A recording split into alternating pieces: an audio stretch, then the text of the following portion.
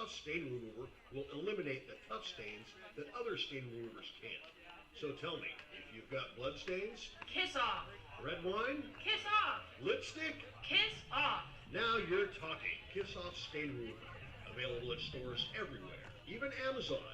This handy travel-size solid stick stain remover is easy to use and ideal for on-the-go stains that need to be removed on the spot.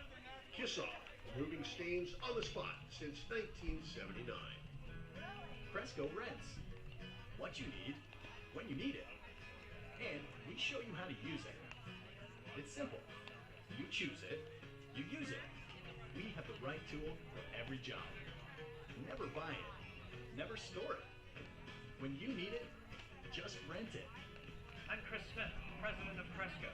If you need it, Cresco's got it.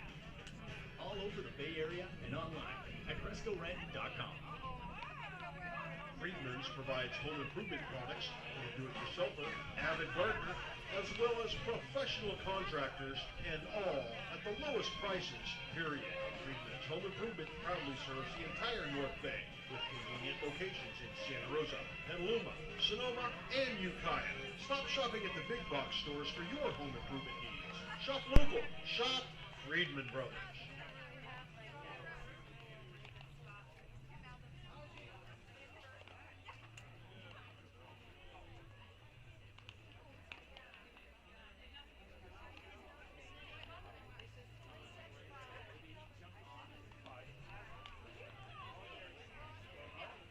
The Sonoma Stompers are proud to have partnered with Valley of the Moon Flooring. Valley of the Moon Flooring provides a wide range of flooring materials at competitive prices with expert installations and exceptional customer service.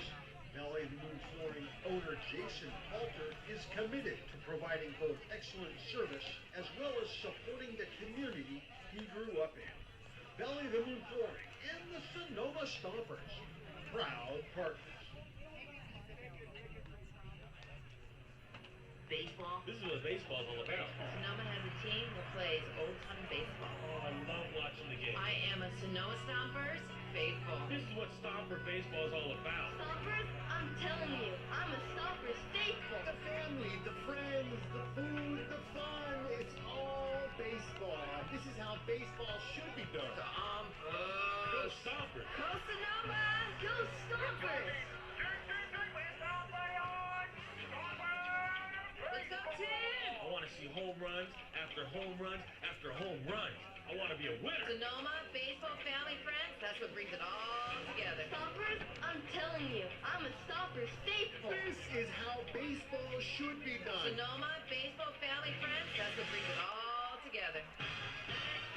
Good evening, baseball fans. On behalf of the entire Stompers staff, welcome to Arnold Field in historic Sonoma, California for tonight's California Collegiate League contest featuring our guests, the Walnut Creek Crawdads and your Sonoma Stompers. My name is Jake, and tonight I will be your stadium voice of the Sonoma Stompers.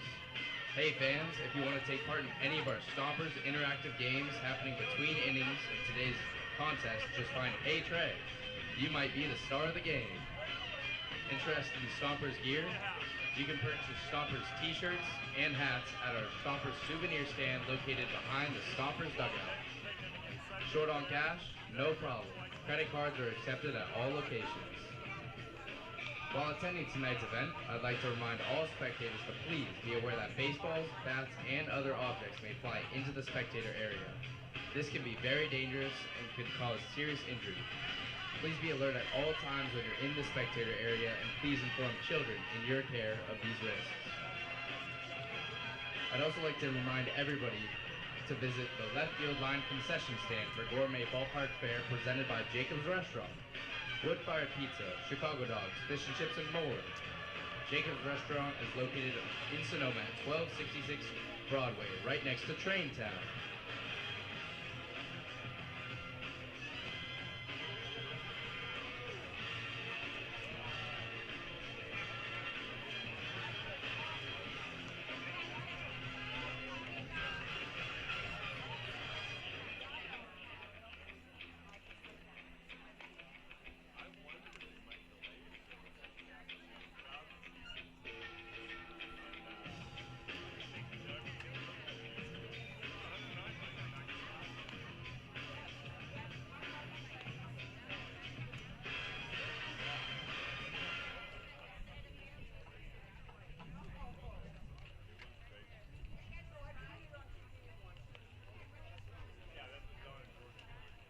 It's time to meet today's home run hero, brought to you by Jason Palter from Valley of the Moon Flooring. And he lifts one high and deep to left, and this one is way off the vineyard. Thanks to Jason Palter from Valley of the Moon Flooring, if any Stomper hits a home run, one lucky fan will win 2 tickets to a Stompers game. Tonight's home run hero contestant is Laszlo from Santa Rosa.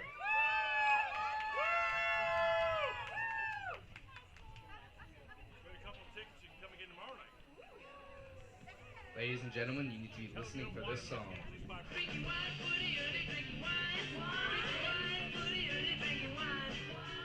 When you hear that song, that means our California Wine Tour's wine whipper is coming to the plate.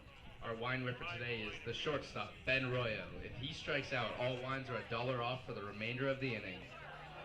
Go to www.californiawinetours.com to book your next wine tasting adventure.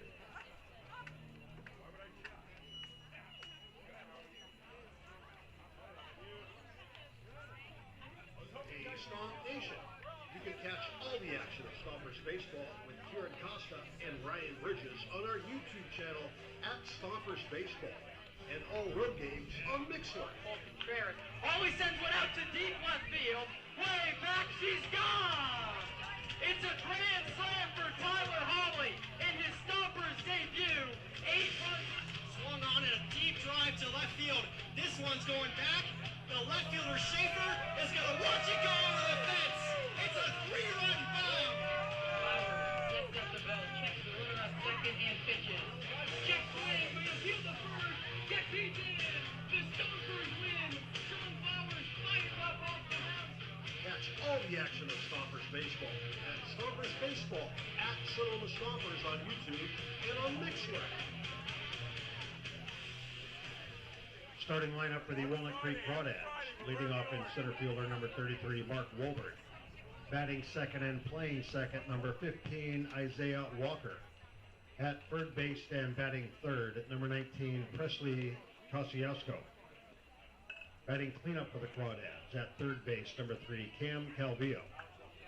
In left field, batting fifth, number 11, Ethan Liao. At shortstop, batting in the 6th spot, number 14, Ben Royo. Batting 7th in right field, number 21, Jackson Bird. Designated hitter, batting in the 8th spot, number 22, Nico Azpilekta. And batting 9th, behind the plate, number 4, Owen Firestone. Starting at pitcher for the Crawdads, number 39, Carson Yasa.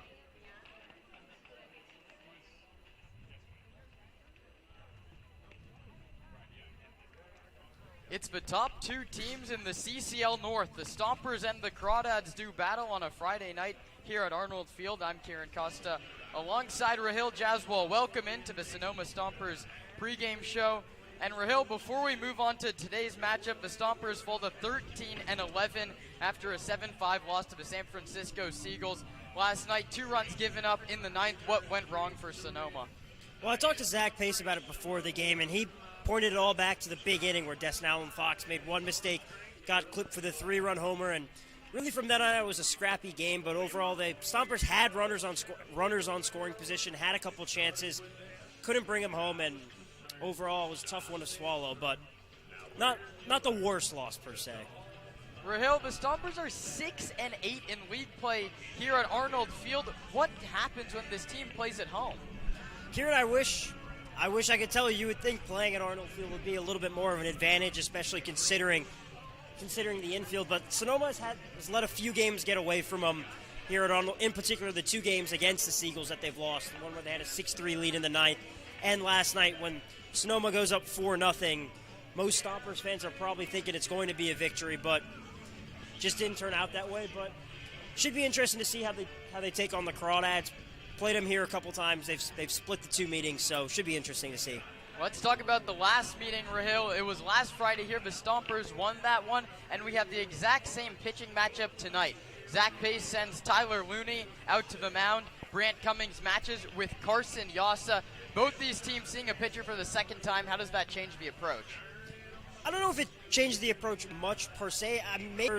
since you've seen Yasa with how fast he throws, topping out at 95, 96, it should definitely be interesting. But for Tyler Looney, it's the same recipe. Keep everything low in the zone, and he should be okay. When he does that, he's very effective. A lot of times he finds himself in trouble when the fastball and stuff stays at the top of the zone. Then it's easy pickings for some of these Crawdads hitters. Yeah, Looney, 4 shutout innings last time these teams matched up. Anything he can do to replicate that, or is it just what Zach Pace tells us, keep the ball down in the zone? Yeah, it all comes down to keeping things low in the zone. That's the main recipe if you want to be successful when you pitch, and you don't have the type of velocity that a Carson Yasa has. But if he keeps it low in the zone, he'll be okay. Let's talk about Yasa. He's 6'7" out of University of Nebraska, and his fastball sits 94 miles an hour. That's the fastest pitch the Stompers will see all season up until this point, and I bet all year long. You've already seen him once, though. 9 wild pitches, Rahil. How does the approach change? It's high velocity, but he struggles with the command. You know, I actually talked to Elijah Ramos about that right just a couple minutes ago when he was warming up his swing. Remember, Elijah Ramos was hitting the wrist with that fastball. Hit by the Crawdads 2 times. 2 times. He also got hit in the ankle, but the wrist was the main one. Now he's wearing that wrist protector. But I talked to him about it. He said the approach doesn't really change for me. Just try and work the count deep. Know I'm going to get a couple swings. If he comes inside and hits me, he hits me. It is what it is. So I don't think the approach should change too much for the Stompers. They did a good job drawing some deep counts, getting Yasa in trouble in the later stages of the inning. So overall, I don't think the approach will change much from those guys. Let's talk about Ramos and a couple other guys. Rahil, the All-Star game, the CCL Showcase coming up next week.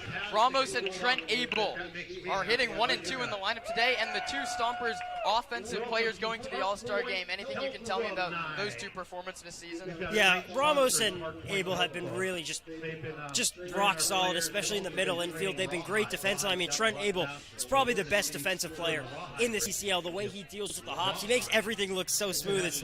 It's so much fun seeing him in the Stompers dugout. Every time he makes a play, the nicknames are Himmy. Lou Rossi calls him B-Craw for Brandon Crawford. So he makes everything look so smooth. Andrew Bonfili's called him the smoothest player he's ever seen, ever played with. And Elijah Ramos has been the most consistent hitter on this Stompers team.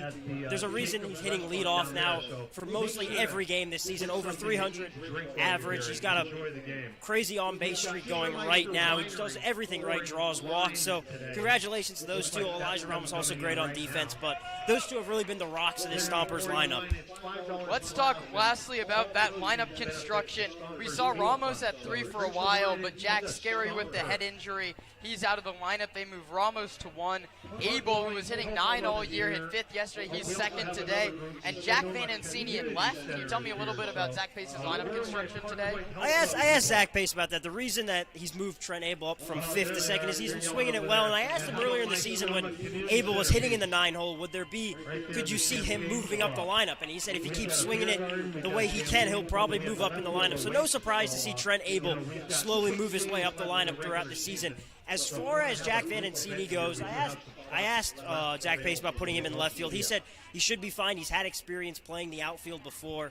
They're just trying to throw, and they just want his bat in there. He brings a good presence as well. So it should be interesting to see, but I think Van Ancini will be well okay in left field today. Okay, Rahil, new lineup, Looney back on the mound. You're facing 94 miles an hour. There's storylines galore, but what's your one key to victory for the Stomps today?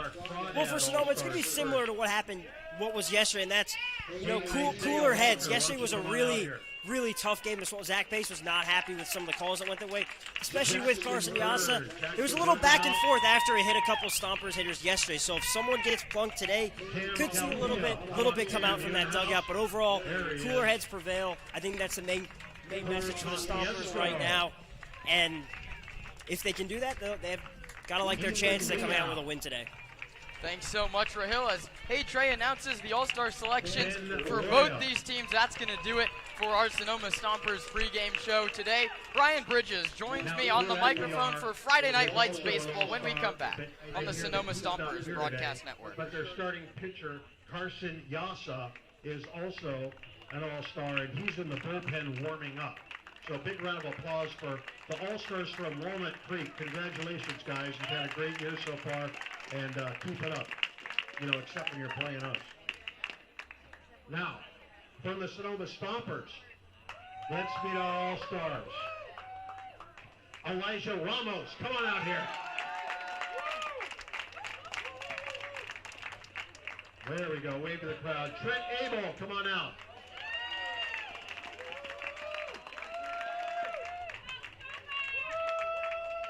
We've also got our home run derby contestant, Tyler Hawley. Tyler, he's going to hit some bombs for us there at the home run derby.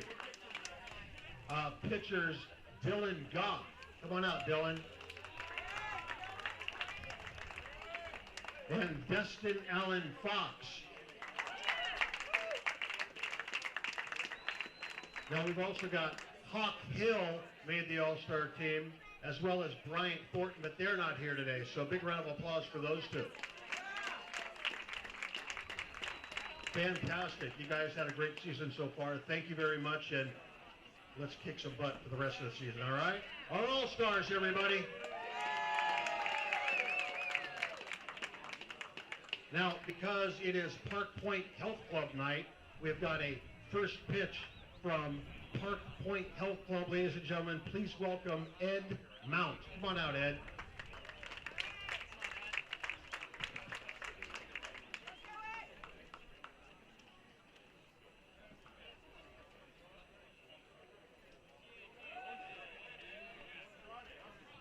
All right.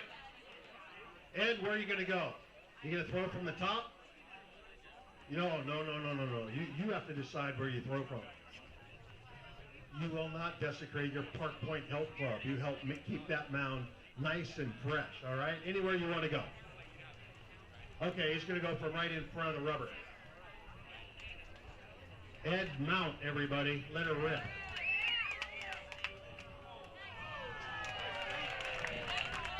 He was aiming for Dean Poteet, and you missed. Ed Mount from Park Point Health Club, everybody.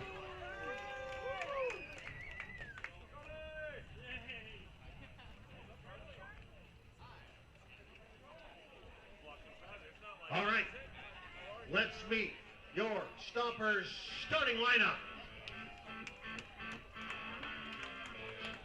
Leading off from Cal State Fullerton, second baseman number 41, All-Star Elijah Ramos. Batting second from Cal State Northridge, shortstop number 1, All-Star Trent Abel.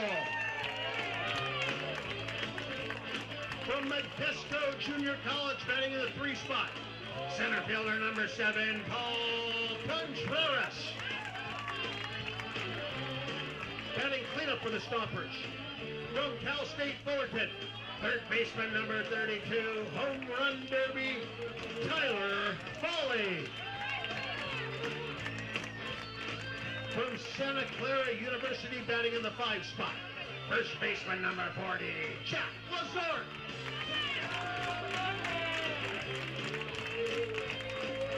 Batting 6 from the University of Texas, catcher number 45, Rudy Gonzalez. I got a bee accosting me here. Batting 7th from College of San Mateo, designated hitter number 8, Luke Rossi. From San Jose State University, batting in the 8th spot, left fielder number 33, Jack Mancini. And batting 9th from Creighton University, he's playing right field tonight, number 15, Tyler Zukowski. Starting at pitcher for the Stompers, from Modesto Junior College, number 13, Tyler Rooney.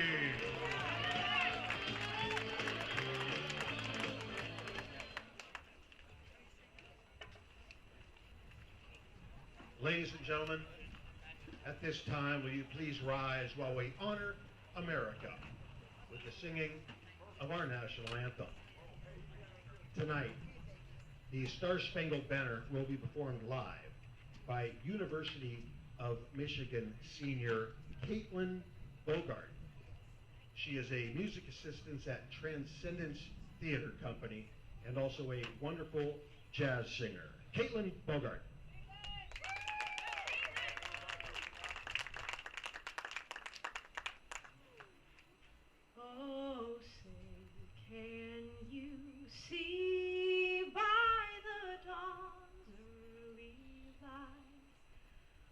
so proudly we hailed at the twilight's last gleaming, whose broad stripes and bright stars through the perilous fight o'er the ramparts we watched were so gallantly streaming, and the rocket's red glare, the bombs bursting in air, gave proof through the night that our flag was still there. Oh, say does that star-spangled banner yet wave o'er the land of the free and the home of the brave?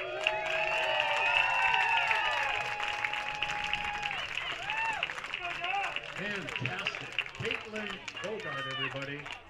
Thank you, and God bless America.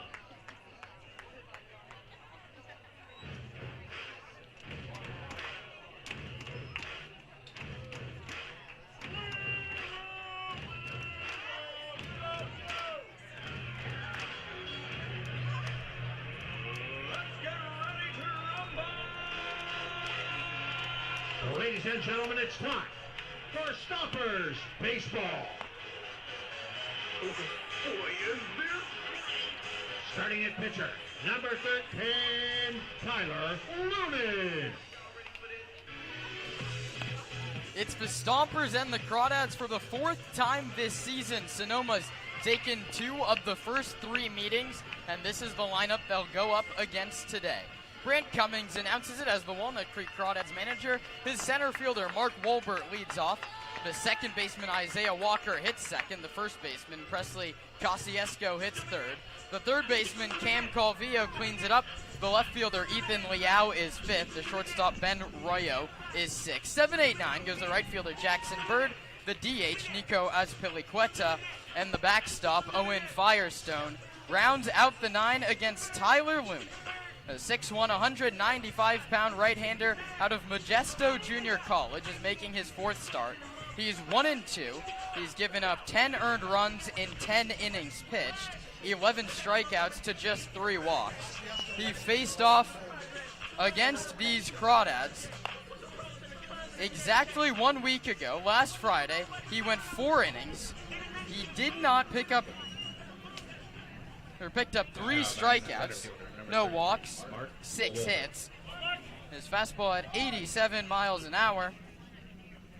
His slider at 78 and the occasional cutter at 79. The righty Looney is ready. The lefty Wolbert, right on top of the plate, takes outside for ball 1 from Looney. We'll set the defense behind him. Jack Vanencini makes his first start in left field. Paul Contreras is in center. Kyler Zukowski out in right.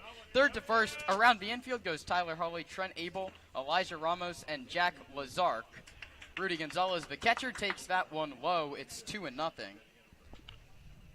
Looney quickly behind Wolbert. Tyler didn't give up a single walk in 4 innings last time out against the Crawdads. He won't hear. That one's cranked to left. Vanencini back, still back. He's looking up and it's gone. Mark Wolbert to the opposite field. And the Crawdads, in the first batter of the ball game, have jumped out to a 1-0 lead. Well, we know Tyler Looney has had some tough starts, especially in the first inning. He gave up 7 runs and, a first inning before, so we know things can unravel quickly for him, but these are some of the best bats here in the CCL, and the first time all season we've had a leadoff home run. Wolbert clips Looney 343 feet into the bleachers out and left. Vanencini's first look as the left fielder. He watches one sail over the fence. Looney reaches back and finds 91 on the pitch after the homer, his hardest toss all year, but it misses, as does the slider. It's 2-0. And Ryan, that was a very good pitch from Looney. It was 86 down on the zone. Just a better piece of hitting from Walbert. If you're Mike Nunez or Zach Pace on a 2-0, it's not a bad pitch at all. It's now 3-0 to Isaiah Walker. The second baseman out of UTSA takes a called strike one.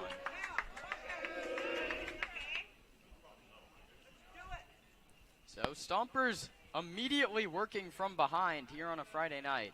Looney comes home, finds the outside corner, and the count runs full 3-2 to Isaiah Walker. Enters the contest 321 batting average, 424 on base, 3 doubles, a triple, a home run, and 19 RBIs. He grounds this one up the middle. Abel gives it a look, but it trickles into center field. And after a 3-hit day yesterday, Isaiah Walker starts this one as he left off with a single up the middle. Couple Crawdads hits before Tyler Looney can record an out. We know what Zach Pace obviously preaches. We say it all the time. We said it on the pregame show today. Keep the ball down in the zone. Well, maybe the Crawdads have picked up on that, Kieran, and have realized these balls are going to come in a little bit lower because they've had barrels on them the whole time. Yeah, again, that was 88 down in the zone. Not a very hard-hit baseball, but hits directly up the middle. Looney's fastball, that's been sitting at 87 all year, has already touched 88 and 91 here in this first inning. The 1-0. Slider outside 2-0, and that means it's been 3 hitters, and all of them have been ahead 2 balls and no strikes against Tyler Looney.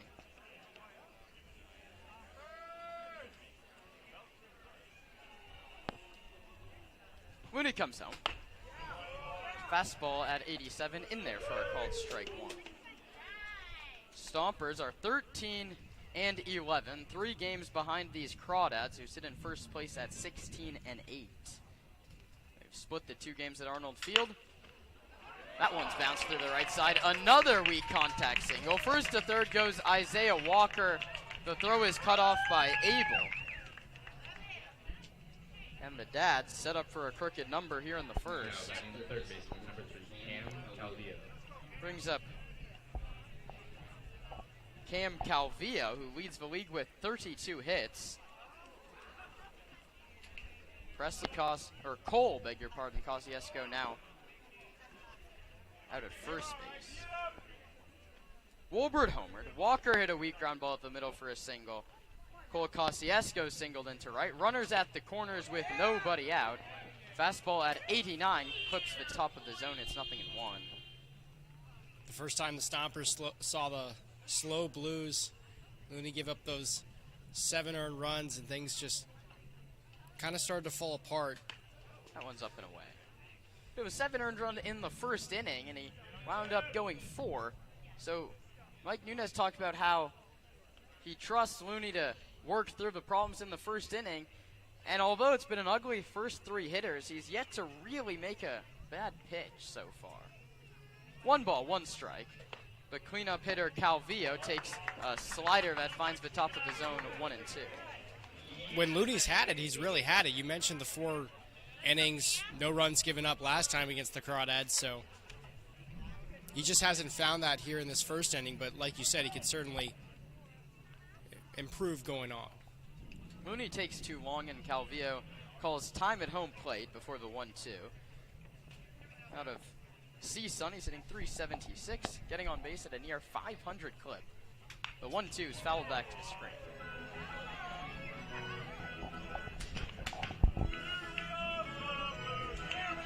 Walnut Creek beat Alameda 13-4 last night.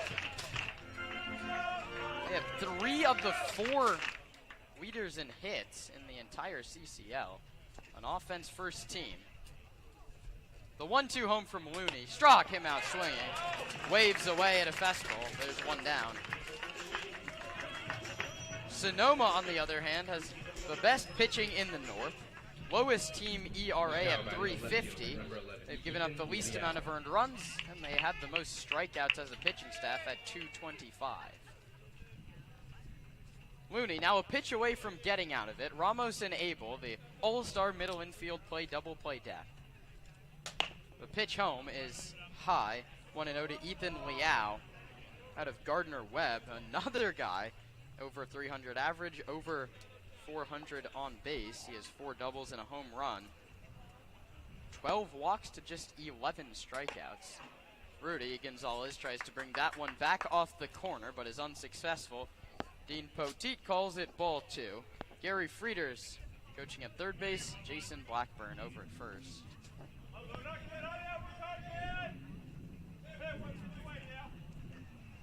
2-0 home to Liao. Goes to the off speed and gets a cut and a miss, 2-1.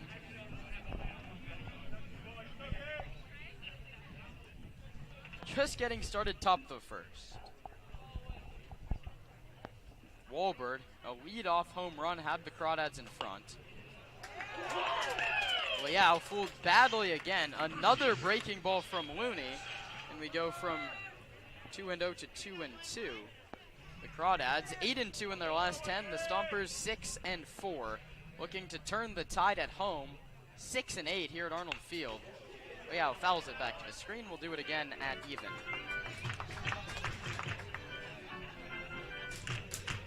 The Crawdads, a team struggling on the road. They're 7-6 away from home, which means they're 9-2 when they play at Monte Vista. 2-2 coming home from Looney. Outside, 3-2. And you wonder if they'll send Cole Kosciuszko from first here.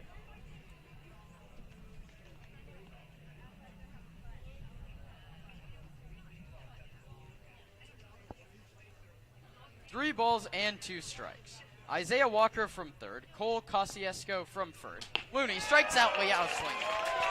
Back-to-back strikeouts for Looney, looking to limit the damage in the first, and he'll have to deal with Ben Royo, the shortstop out of Rice. Now mounting our Weinrich report today, the shortstop, Ben Royo. Royo hitting .276, but his on base is .450. The guy draws a lot of walks, high slugging as well, 3 doubles and a home run. First one to him in there for a called strike 1.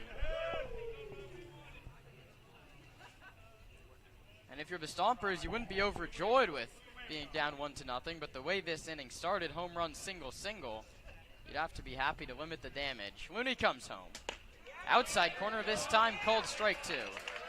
Opposite way that they started last night. 2 runs in each of the first 2 innings. San Francisco goes on to win 7-5 in the 9th.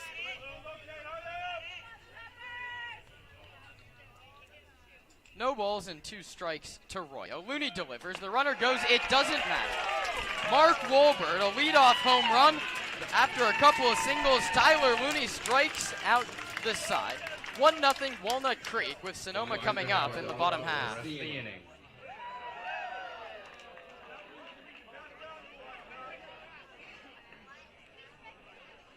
Hey, bud, let's party. That's right. You can book your next party or group event right here at a Stompers game. Birthdays, company get-togethers, bachelor parties, bachelorette parties, pre- or post-wedding parties, you name it. For reservations and information on how you can book a group event in the beer garden, in the left field oasis, or our new group area, the Champagne Club, call our fan shop at 707-938-7277 or email info@stompersbaseball.com. Hey, wine lovers, Schiermeister's here. They're pouring a Viognier and a Rosé right behind the visitors' dugout.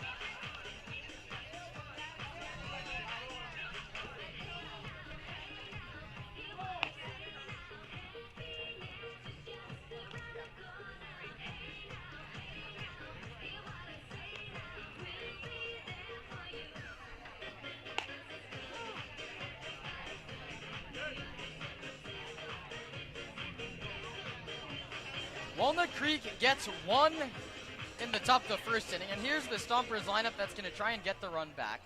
All-star second baseman Elijah Ramos leads off. The shortstop Trent Abel second. The center fielder Paul Contreras third. The home run derby participant for the Stompers, Tyler Hawley, cleans it up. The first baseman Jack Lazark is fifth. The catcher Rudy Gonzalez sixth. The DH tonight Luke Rossi is seventh. The left fielder Jack Van Encini hits eighth. And the right fielder Kyler Zukowski, that's ninth.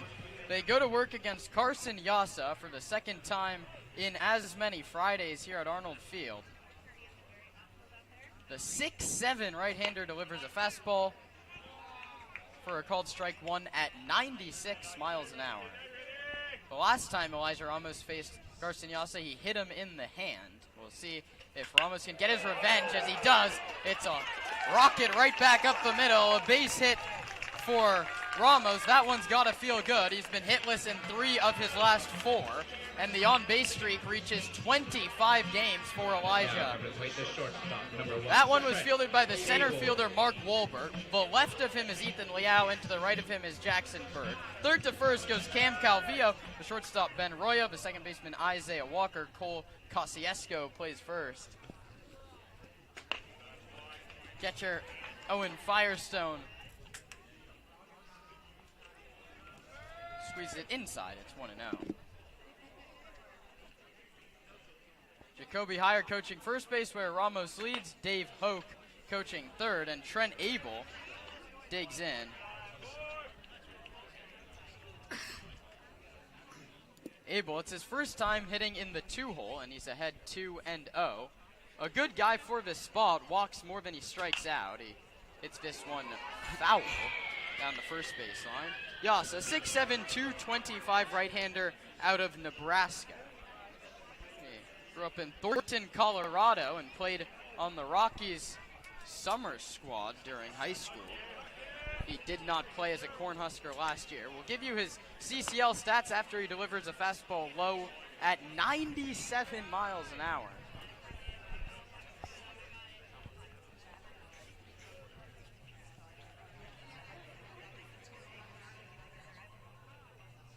Here it comes, and he pops it foul, and now I'm pretty sure the count's 3-2.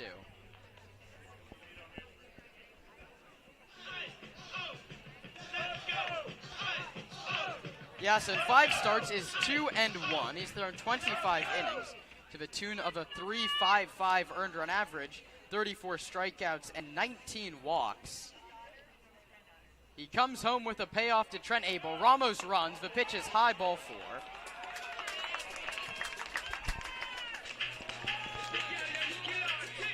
And so that sets up Paul Contreras, the Stompers offense picking up right where they left off against Yasa, who went 4 1/3 innings, giving up 4 earned runs, 2 walks, 2 hit by pitches, 5 strikeouts, and 9 wild pitches.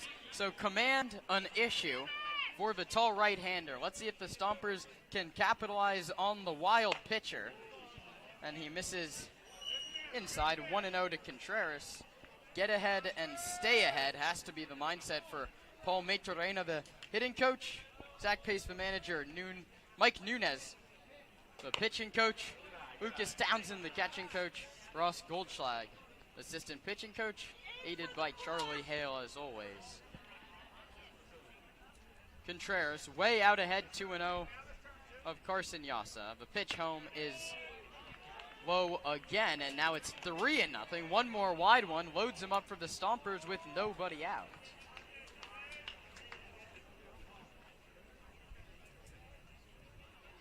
We'll see if they give Contreras the green light. 3-0. They don't, and he takes a called strike, top of the zone.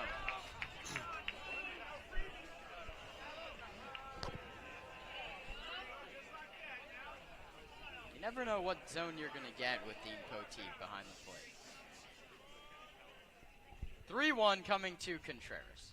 That's line to right, sinking fast, coming on his bird, he's not going to get it. Dave Hoke, a very late stop sign for Elijah Ramos, and that's a very good call from Dave Hoke, because the right fielder Jackson Bird is going to the All-Star game as a pitcher. He has a 1.12 earned run average in league play. A guy known for his arm.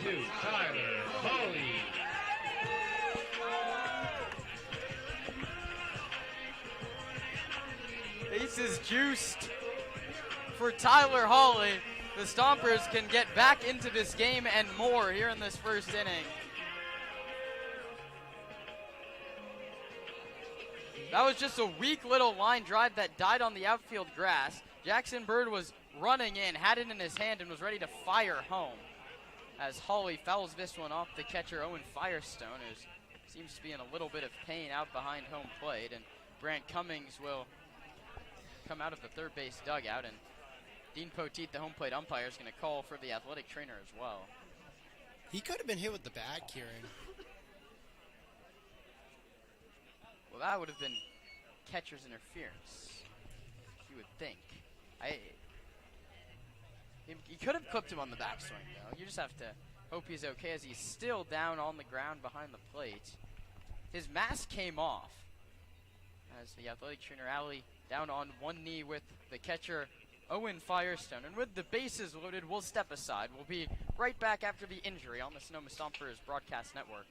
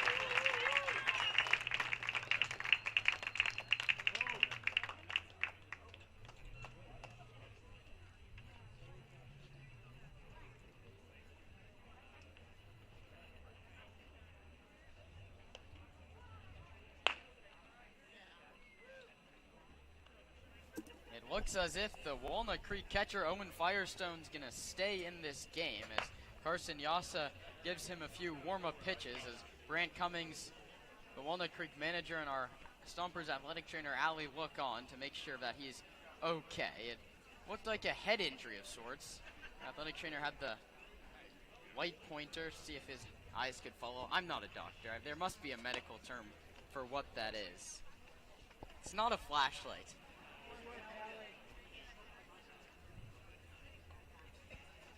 So Firestone will stay in this game. Tyler Hawley has an 0-1 count in the first. Friedman's home improvement bases loaded moment. Friedman's is loaded with all your home improvement needs. Friedman's, if they don't have it, you don't need it. We get a medical team on site. We'll figure out what that light pointer is called. But for now, it's back to baseball. Tyler Hawley takes up and in 1-1. And might I remind you, the bases are loaded with nobody out for the Stompers. They trail it 1-0 here in the bottom of the first. With their cleanup hitter, Tyler Hawley at the plate. The pitch home finds the outside corner 1-2. Ramos singled, Abel walked, Contreras singled. Bases full of Stompers, no place to put Tyler Hawley. The third baseman will represent the Stompers in the Home Run Derby at the CCL Showcase next Wednesday in Compton. Here he takes a slider high, 1-0. The slider at 86, the curveball at 79 for Yasa. That fastball, as I mentioned, sits 94. We've already seen it touch 97. 2-2 to Hawley. Struck him out swinging.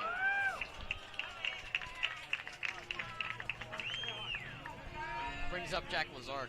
Now batting the first baseman, number 40, Jack Lazark. Lazark, 311 batting average. He's getting on base at a 385 clip. 4 doubles, a home run, 8 RBIs. He has a chance to knock in another 3 if he can find a gap here. Hitting room in right center. Bird 1 step over towards the line. The first one to Lazark, outside for ball 1. First pitch slider that time from Yasa. Lazark out of Santa Clara, 2 for 5 last night. Takes another slider. In there for a called strike 1. Back-to-back sliders to start the at-bat to Lazark. Pitch home is low and away. Ryan, 9 wild pitches for Yasa in 4 in the third innings. Last time, the Stompers would love another one right here. They scored one of the runs off him on a wild pitch. 2-1 home. Oh my goodness, it hit Lazark. We saw this twice, Ryan, and Rahil said on the pregame, if they hit any more of our players, the dugout's ready. We're joking when we say that, but I don't know if we are. Look, it actually happened 3 times. It was Ramos who got hit twice. It was 2 different guys who hit him. But the one against Yasa hit him on the hand. It was more of his wrist, and he was feeling it for days. I mean, that one really stung. Tyler Hawley got hit as well. So these pitches can really do some damage. First pitch fastball to Gonzalez, a called strike. It's a hit by pitch and an RBI for Jack Lazark. Just like that, we're all tied at 1. The Stompers want more. Gonzalez takes high. And Owen Firestone, who minutes ago we thought had a concussion, just saved a run with a leaping stop. Ramos scored, Abel to third, Contreras to second, Lazark to first. Yasa comes home, Gonzalez fouls it off.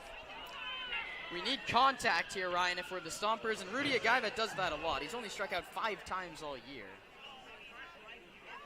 I was looking at the athletic trainer, Allie, and she was talking about Firestone, I think, and was pointing to the chin area, so I think that's maybe where he got caught. 1-2. Gonzalez strikes out swinging on a breaking ball in the dirt. Now it's all up to Luke Rossi. This would be a big moment for Rossi. He's been kind of struggling. Been in the DH spot. Hasn't been in the field as much as he has been in the earlier part of the season, but we all know how much one great at-bat, one great hit, a couple of RBIs can really just inspire you to go on a nice little run, and he's looking to do that here. 2 doubles, a home run, and 8 RBIs for Rossi, who's behind in the count 0-1. 0 for 2 last night with a walk and a run. A free pass does the job with the bases loaded and 2 outs. Yasa comes home. Rossi takes low, and Owen Firestone just saved another run on a fastball that stopped 3 feet before home plate.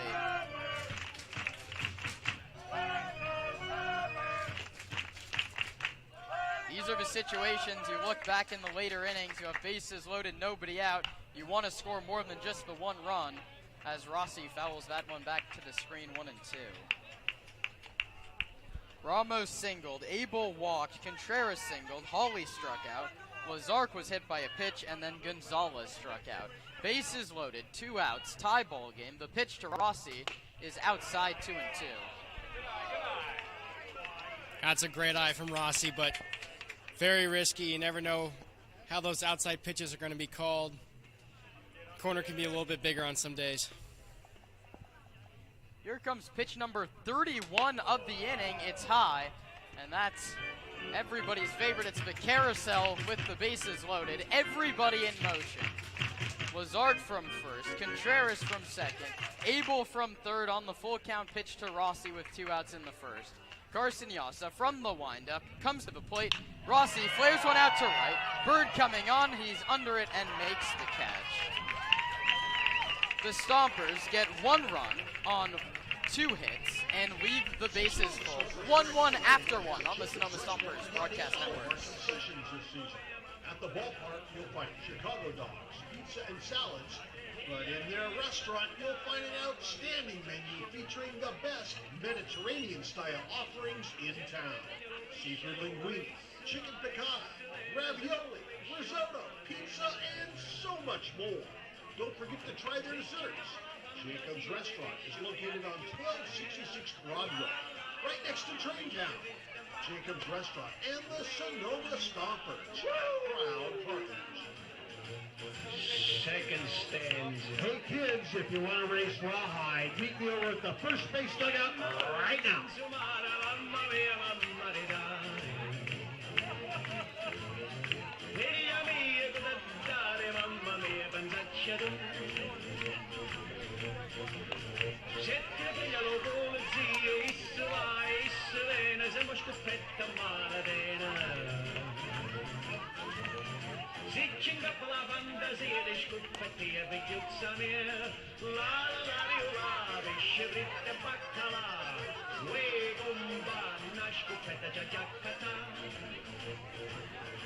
And now for you nice ladies and gentlemen out there who don't understand the Italian language.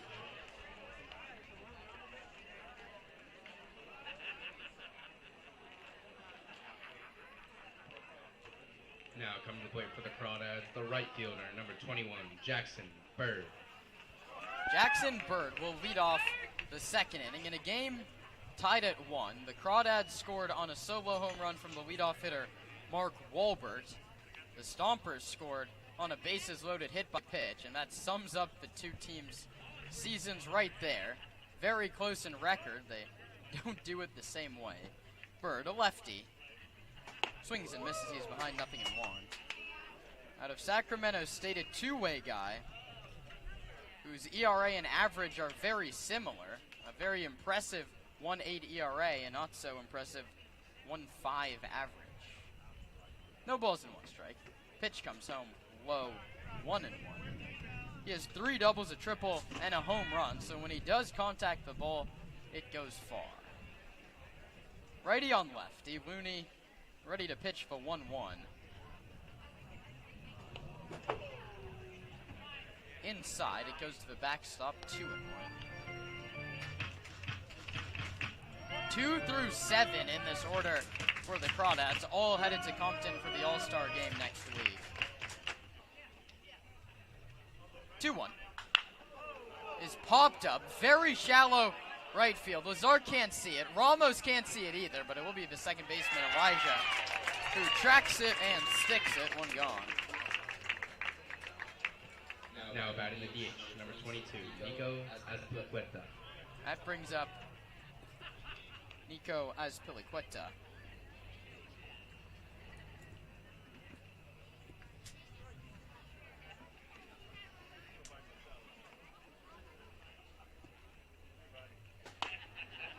Pitch home, a called strike 1, 85 from the Modesto Junior College righty.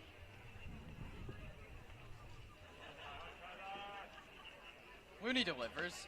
A half swing doesn't matter. It's a called strike at home plate. It's 0-2.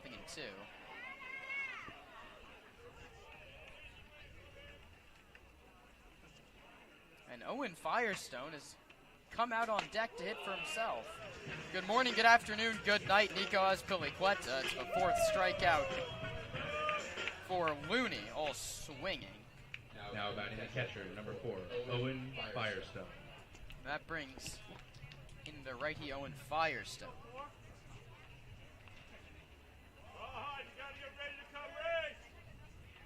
First one, called strike, bottom of the zone at 87. It's 0-1. Firestone of San Luis Obispo hitting .211, getting on base at a .375 rate, 5 walks to 4 strikeouts. Similar spot, this one misses low and counts 1-1. We need Rawhide over at the first base side. 1-1 home is popped up. Same spot as the first one this inning. This one deep enough for Zukowski, and the right fielder makes a two-handed catch. Looney works a 1-2-3 second. He's retired 6 in a row. After 1.5, we're tied at 1 on the Sonoma Stompers broadcast network. We got all our kids lining up. We don't know where Rawhide is, though. Here he comes. Look at that. He's been stretching. He's been working out at Park Point. We've had him on the treadmill. We've had him on the pool. He's been doing CrossFit. Rawhide is going to be ready. All right, Rawhide, get over there to second base. We got all our kids lined up. The Rawhide race is brought to us by Pets Lifeline. If you need anything for your pet, training, spaying or neutering, rehoming, go to PetsLifeline.org to find out how your pet can be the happiest in town. All right, so we've got Rawhide at second base. He's been working out at Park Point. I think he's ready to go. On your mark, get set, go! And they're off. Look at Rawhide. He is screaming. He is going down to third. He is way out of the back. Rawhide just might win one. Holy cow! Park Point Health Club is moved up. Oh, no. What are you doing? No, you didn't win. Rawhide, you got to step on home plate. Rawhide, home plate. Home plate. Rawhide. You almost won.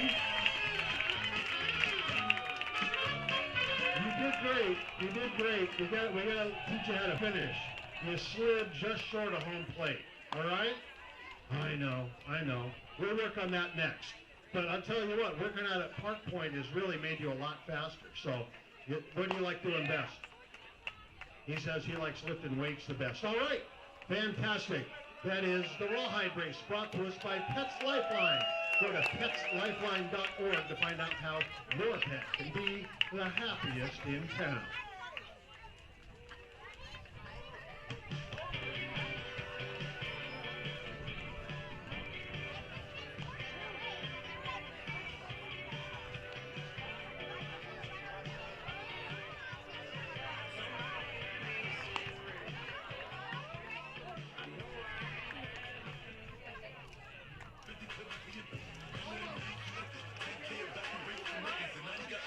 Now coming to plate, the left fielder, number 33, Jack Vanancini.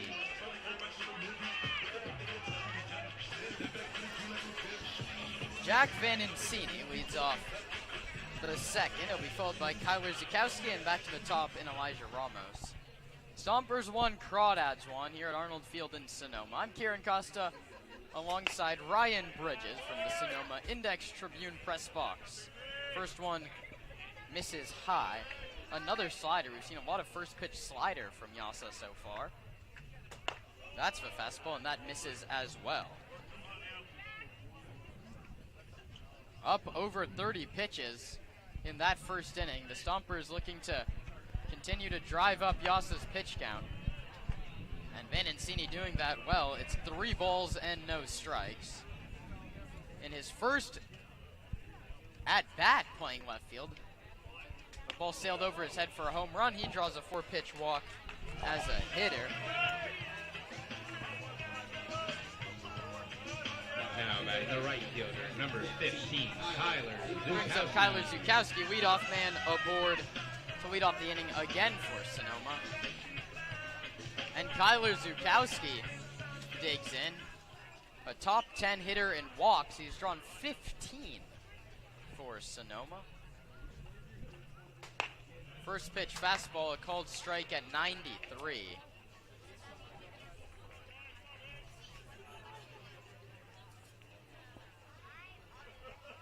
Vanancini, short lead off first. The pitch home is low, 1-1.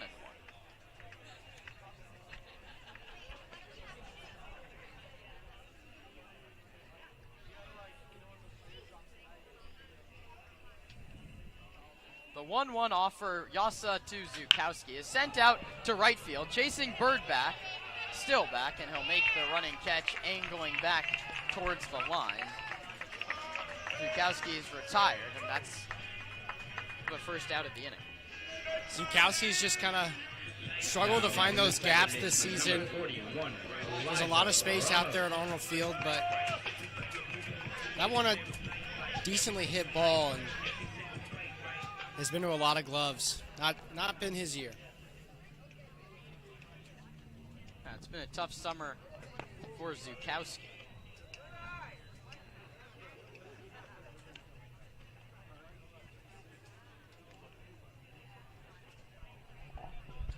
Ramos takes ball 1.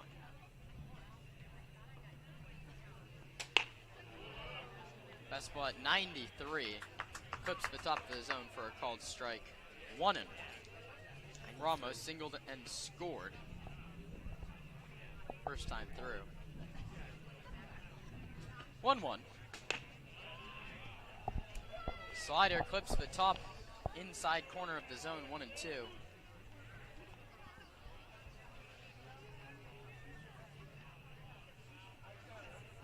One-two coming. Yasa to Ramos. A couple all-stars. And a pitcher misses high. The count's 2-0. 25 games consecutively on base for Elijah Ramos. Room on the right side. The 2-2 home is popped up that way, but foul. Cole Kosciuszko holding the runner Vanencini on first. The second baseman Walker one step towards the middle. Double play death. Ramos out of Cal State Fullerton digs into the righty's batter's box. Yasa comes home. And that one in on the hands and flipped just up and over the Stomper dugout. The battle continues at 2-2.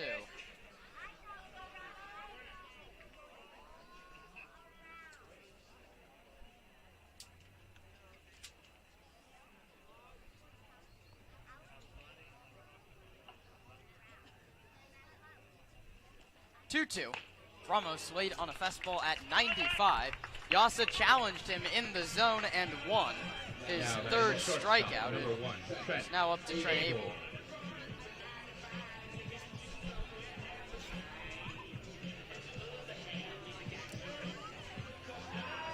Both these pitchers seem to be settling in just a little bit.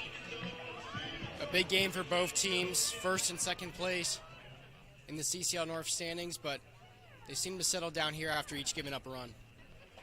Pitch to Abel is low. The Stompers hitters continue to get ahead of Yasa. You just have to string a couple hits together. Stompers won, Crawdads won, second inning. Abel sends one the other way. It'll harmlessly drop foul. The count's 1-1. And this is where you might seem, as a Sonoma fan, that you want, more of those extra base hits. They do it a lot with the walks and the hit by pitches, but the Crawdads can have one swing of a bat, and it equals almost an entire rally from the Stompers. 1-1 to Abel is low, 2-1. And we're about to see pitch number 50 from the Cornhusker. He's yet to escape the second inning. There was action behind him in the bullpen in the first. Abel takes low. The count's now 3-1. Trent walked his first time through.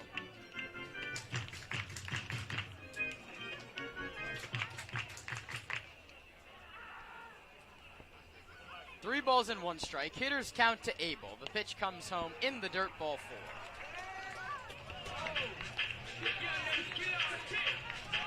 4. Stompers continue to apply the pressure.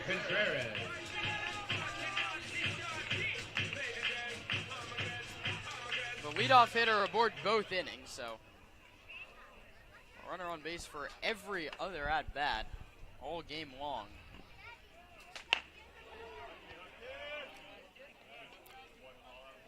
Ball takes inside 1-0. Got to make sure you keep pace with the Crawdads. They were trailing 6-0 against Alameda. Ended up coming back and winning in the ninth, so they can put together runs in a hurry. That one misses outside. 2-0 to Contreras. Tyler Hawley on deck.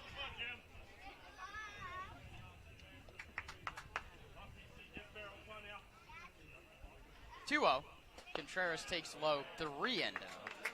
And one more wide one loads the bases, all via the walk.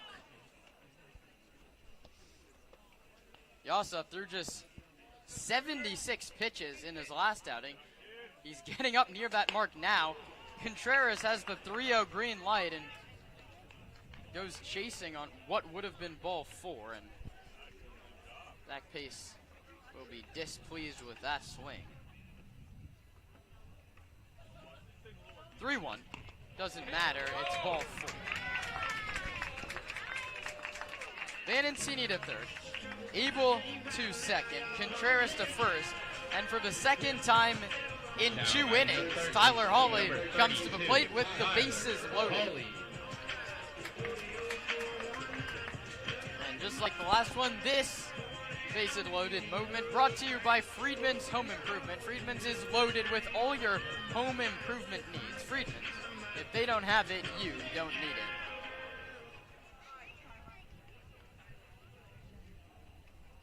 Pitch to Tyler. Another first pitch slider. This one works. 0-1.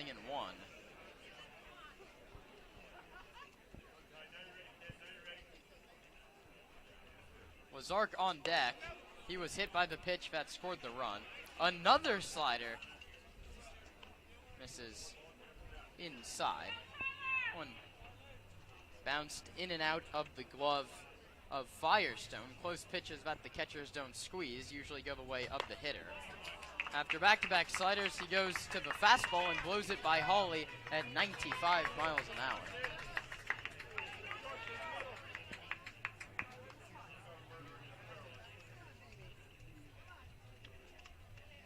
One ball, 2 strikes, 2 outs. The pitch to Hawley is popped up foul.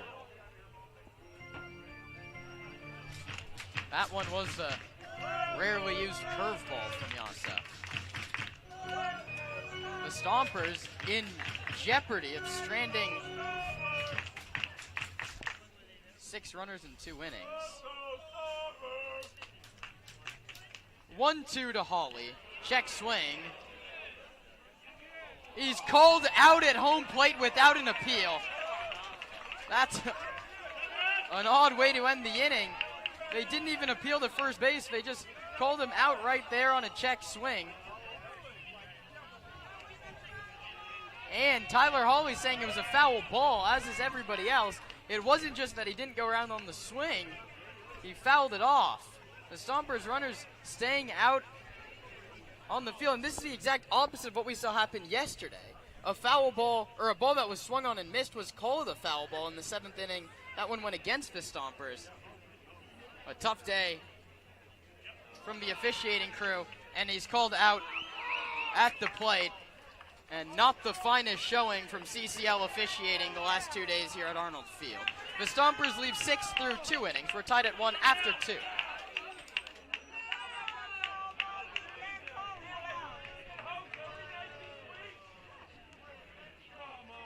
At Ritchie Vineyards, we feel that wine and baseball are the perfect pairing. And we are proud supporters of our Sonoma Stompers. Our family-run vineyard has been farming and growing grapes and carneros for over 40 years. We encourage you to witness our wine journey and check out our selection of boutique offerings at RichieVineyards.com. The Stompers are proud to have Adams Chiropractic as our official chiropractor. Keeping our players healthy and in the lineup is our #1 priority. And Adams Chiropractic is right there every step of the way, thanks to Dr. Lawrence Adams. Hey kids, if you want to participate in the Sonoma sack race, meet me over in left field by the foul pole right now.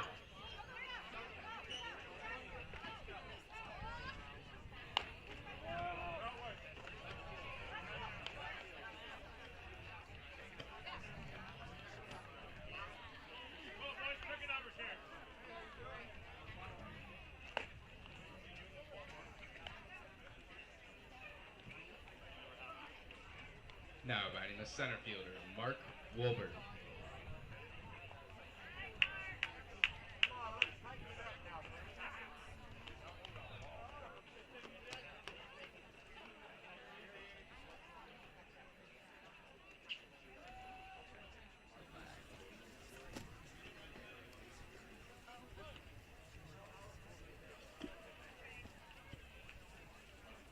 top of the third inning. We're still tied at 1.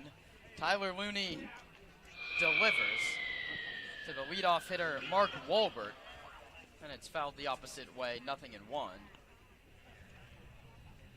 The UC Davis Aggie planted one in the left field bleachers to lead off the ball game. This one's up and away. The count's 1-1. That one slipped out of the hand of Looney. He immediately looked at that bare right hand as soon as he let it go.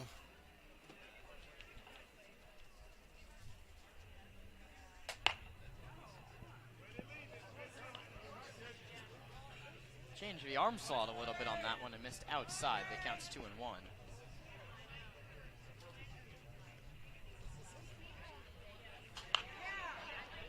2-1's fouled the opposite way again. 2-2. That one 89. Looney up a couple ticks tonight.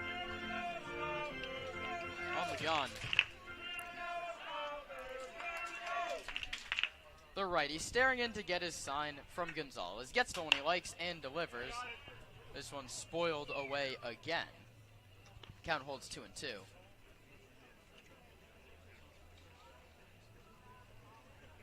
.43 pitches as he works to the leadoff man here in the third inning.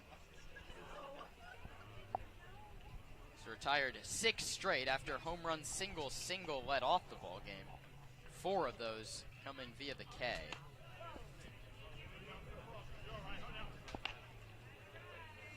One misses again on the slider. Count runs full 3-2.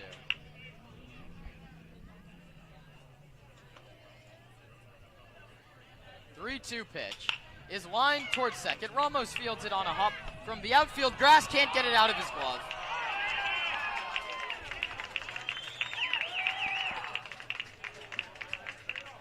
It's an error on Elijah Ramos, the first one of his campaign. And to first goes Walbert. He ranged far to his right, gloved it, and it just stuck in the webbing a little bit.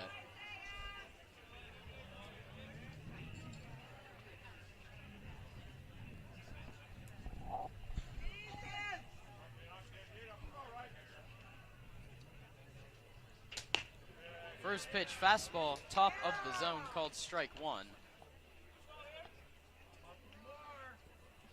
Isaiah Walker singled and stranded at third in the first inning. Looney from the slide step delivers. That one sent to the left center field gap. Contreras is not going to get it. He comes over to cut it off. His throw comes to third, not in time. It's a single for Walker. He'll move to second on the throw from Contreras. To third goes Walbert, and just like that, Walnut Creek is set up. Second and third with nobody out. The top of the lineup doing all the damage for the Dads.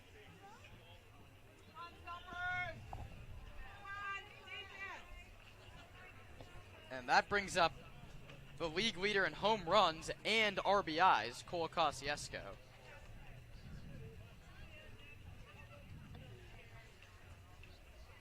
Got 6 home runs and 38 driven in.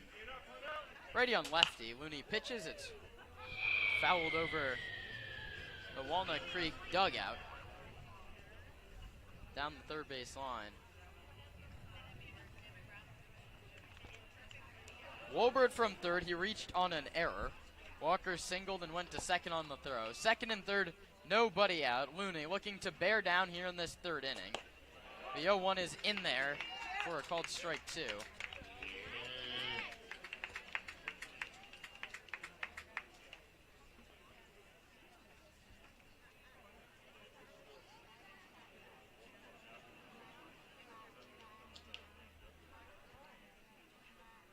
No balls and 2 strikes.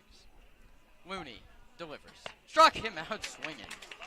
Cole Kosciuszko made to look silly by Tyler Looney for his 5th swinging strikeout of the game. He was waving and missing at nothing there. That one just kept running off the corner to the lefty Kosciuszko. And if you notice this inning, Ryan, Looney's arm slot seems to have dropped significantly to not 3/4, but somewhere in between, over the top and That one looked like it's 3/4, and it's going to get to the backstop.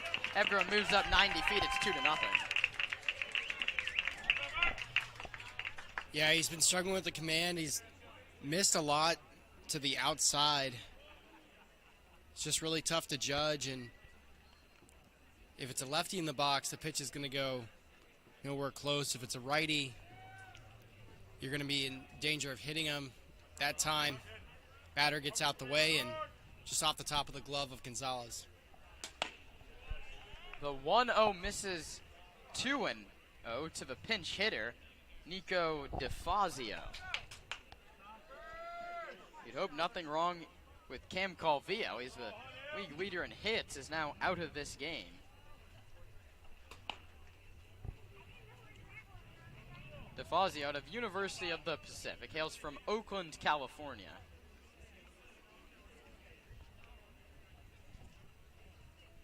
Digging in from the right side, he's way ahead, 3-0. Takes a called strike, he flips his bat, he's going to have to go pick it back up.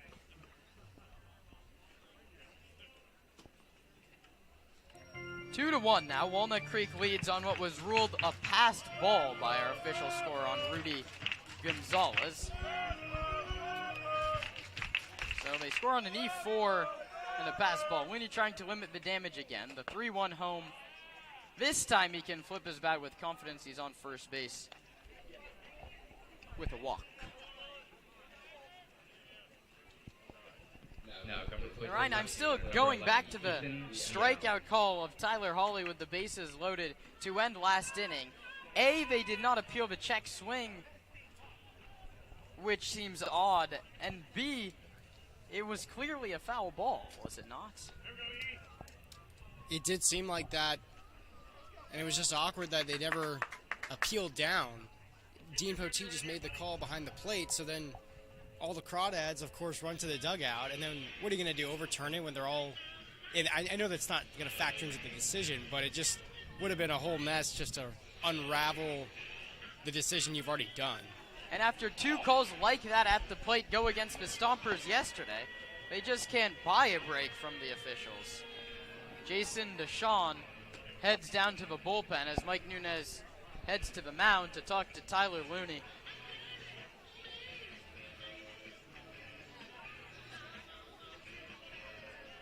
Calvillo out of this game. DeFazio replaced him. He's on first base with a walk.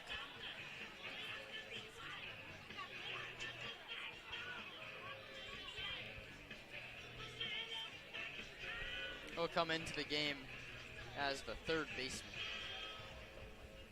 No action in the bullpen for the Crawdads.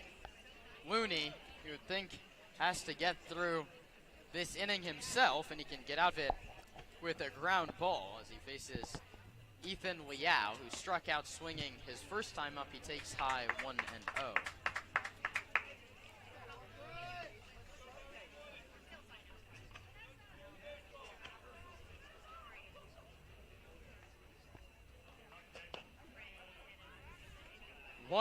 Is over but low, 2-0. Stompers wrapping up the first half of the season. They play tomorrow at 6:05 against the Alameda Merchants. That's the last home game before the break. As Looney misses low, it's now 3-0. Pregame show with the Hill Jazzwall and myself starts at 5:55.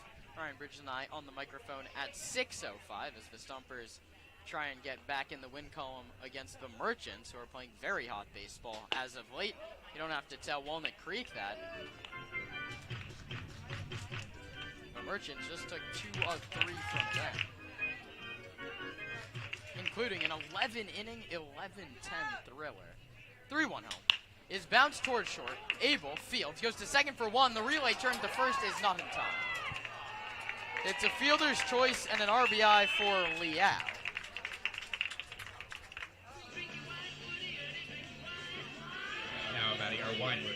Isaiah Walker scores from third. Nico DeFazio is erased. And it's up to Ben Royo, the wine whiffer at Arnold Field tonight. He's already gone down via the K once That to end the first inning. Looney trying to get another one to end the third and keep the deficit at just 2 runs. That's why when you have those bases loaded situations, it's so crucial to just get across at least 1 run. Keeping pace with Walnut Creek is going to be really tough, especially when they can just blow games open. Swing and a miss on the high fastball. The Stompers will have their chance. They meet 4 more times after tonight. But I completely agree, Ryan. 6 runners left on base in 2 innings. It statistically cannot get worse than that. And swings can't get a lot uglier than that. Ben Royo way out in front on an off-speed pitch from Looney. And we're obviously going to put a lot of the emphasis on the head-to-head games with the Crawdads because it's the tiebreaker and it will pull you closer in the standings. But there's other games you could lose to Alameda and San Francisco who you've kind of struggled with. Royo pops it up, first base side. Lazark into foul ground, and the first base coaching box makes the catch. 2 runs on 1 hit and 1 left. 2 across for the Dads with the Stompers coming up in the last of the third. If you want to grow up and play baseball for the Stompers, you're going to need fantastic coaching. You'll get the fantastic coaching you need at Sonoma Stack. Go to stacktravelball.com for more information on how you can become the best baseball or softball player in town. All right, we've got our kids lining up. We got a couple of stragglers. Rawhide's coming down the field. We have all our kids ready. All right, on your mark, get set, go! And they're off. We've got some good jumpers. We got one fantastic. She's coming really fast. She's got a good tie job on that sack. We got one face plant, but she's picking up speed. All right, here we go. We're going to have our winner. And here we go. We're hopping hard. We're hopping fast. Hippity hop. Second and third. All right, everybody. Fantastic job. That's the Sonoma Stack Sack Race, brought to us by StackTravelBall.com. Go to StackTravelBall.com to find out how you can become the best baseball or softball player in town.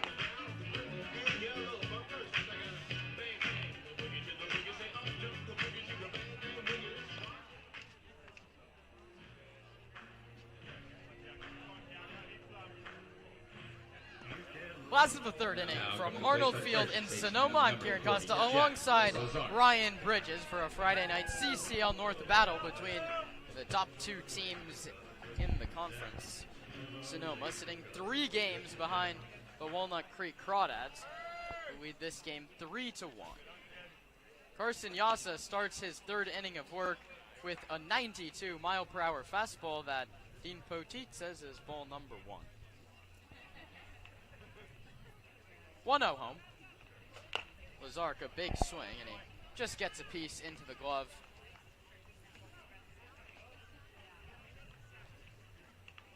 Of the catcher, Firestone.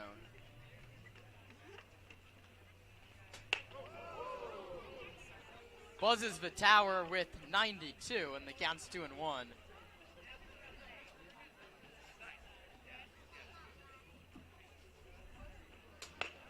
Lazark late on another fastball after we saw a lot of first pitch sliders last inning. He's gone 4 straight fastballs. All of them have been below his average of 94. 2 balls, 2 strikes. Yasa comes home to Lazark. Struck him out swinging on a high fastball at 92. Maybe it's just this one hitter, but the velo down a little bit as the pitch count climbs to 70. Now batting the catcher, Rudy Gonzalez. Strikeout number 5. Brings up Rudy Gonzalez. Struck out for just the 6th time all season last time up. Unfortunately, that was with the bases loaded in less than 2 outs. The Stompers would leave them loaded in the first and leave them loaded in the second. First pitch slider misses upstairs to Gonzalez, who fouls the fastball back to the screen. The count's 1-1.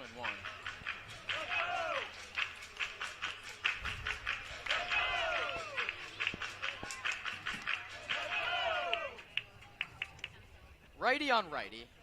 Yasa to Gonzalez. That one's flared into right, sinking fast. Bird's coming on, still coming on, and makes the running play. The right fielder, Jackson Bird, was playing very shallow, which gave him the opportunity to run down that weak little line drive off the bat of Gonzalez. And because the Stompers don't really generate those extra base hits, in order to get a hit, you either got to have that perfect line drive, or if you pop it up, it's got to dunk in like the one position in the outfield where no one can get it. And that's just a tough margin for error when you have such great fielders on the other side for Walnut Creek. Another righty in the Stompers lineup, 1 of 9 today for Zach Bass. Takes high, 1-0.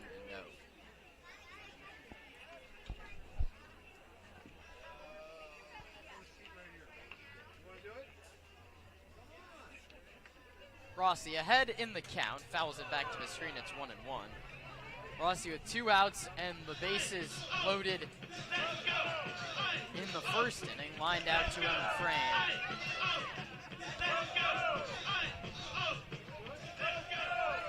Rossi's given up just 2 hits. He's walked 4 and hit a batter. The 1-1 home is high. Slider slipped and it's 2-1.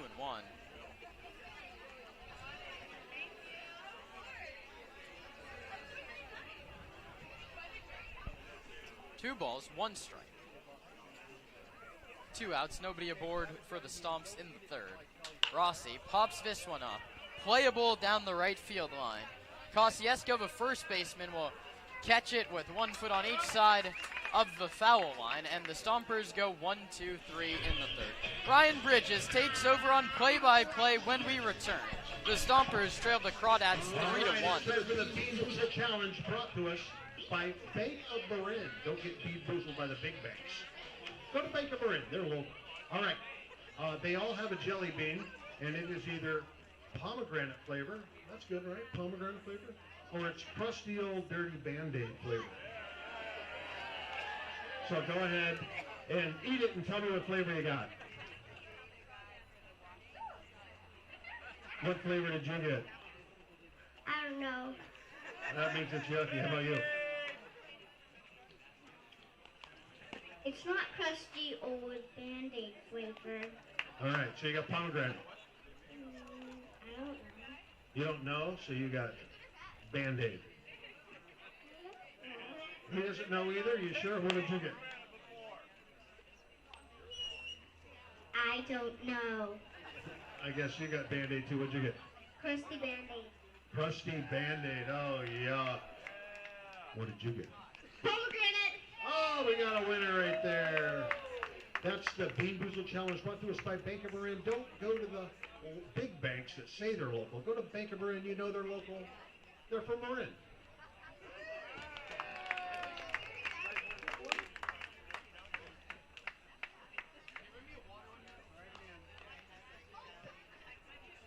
Now pitching for the Stompers, number 11, Jason Deshawn.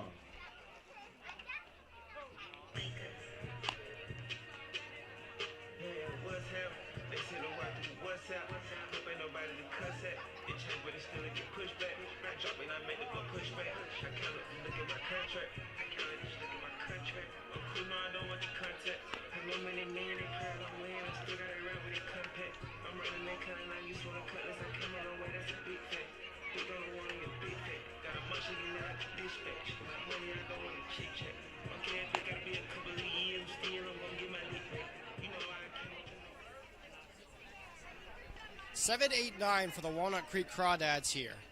Those 3 batters went 0 for 3 back in the second, but that was against Tyler Looney. His day is done. And now on the mound for the Sonoma Stompers is Jason Deshawn. The righty is out of Acampo, California.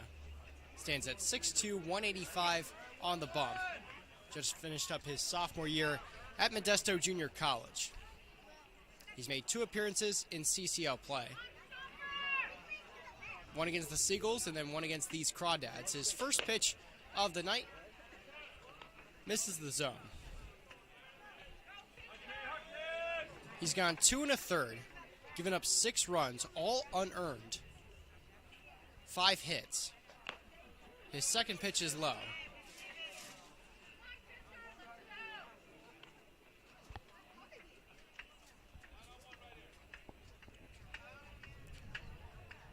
3 walks and a strikeout for Deshaun in those appearances. 2 balls and no strikes. And he throws his first one in the zone. It's to the right fielder, Jackson Bird. The pitching change brought to you by Sweetwater Spectrum. Life with a purpose for those on the autism spectrum. Another one from Deshaun. This one sent down the right field line and will drop for a base hit. Bird rounds first, digging for second. He'll get in there standing up as the throw comes in a little late from Zukowski out and right.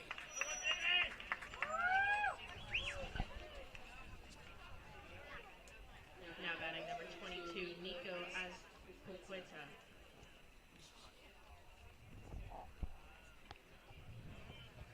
Ryan, just like last Friday, Zach Pace is getting into a bit of a rhythm with his pitchers. He went Looney to Deshaun last time. He ended up using Valdivia, Carvalho, Goldschlag, and Thaw to get through that one. He's working from behind against the Crawdads. I wonder how his pitching approach will change. He might just try and get the same guys in there and hope the offense can pick him up. Deshaun replaces Tyler Looney, who went the first 3 innings of the game. 4 hits, 3 runs, only 1 of them earned. Deshaun's pitch comes in low, now 2-0 to Nico Azpilicueta.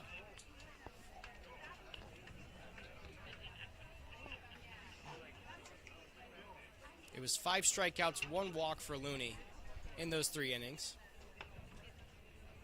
Gave up 1 in the first, 2 in the third. Stompers, the 1 run coming in the first inning. 2 balls and no strikes. Deshaun pitches, and it misses the zone against Azpilicueta once again.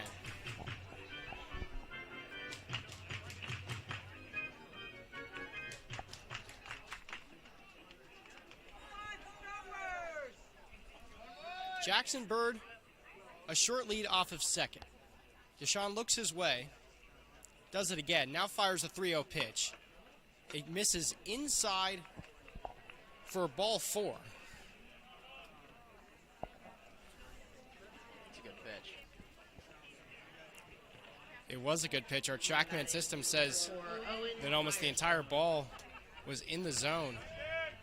It's been an interesting zone, one that both teams' batters have disagreed with throughout the night. Deshaun's next one comes into Owen Firestone, who's been beaten up so far today. I'm shocked he's still in this game. Should he be in the game is the real question. I trust Allie's judgment. If she says he can play, then he can play.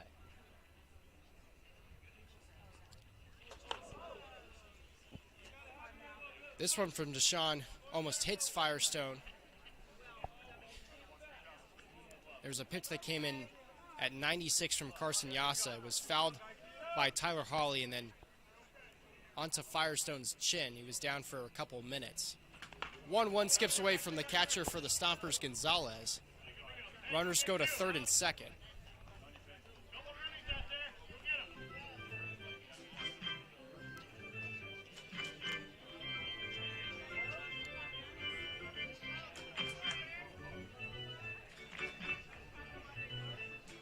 Goes as a wild pitch for Jason Deshaun. And so now it's Jackson Bird off of third base and Nico Azpilicueta off of second. Owen Firestone looking at a 2-1 pitch from Deshaun. He sends it to the left side. It's gloved by Tyler Hawley. He tries to get back to his third base bag. Cannot get Jackson Bird out for the double play, but what a catch. That one, a laser from Firestone. And Hawley goes up and almost gets it in like a snow cone grab. There's one gone. Saved 2 runs. Certainly, that's a lot of space down that left field line at Arnold Field. Vanencini would have been a long ways away from it.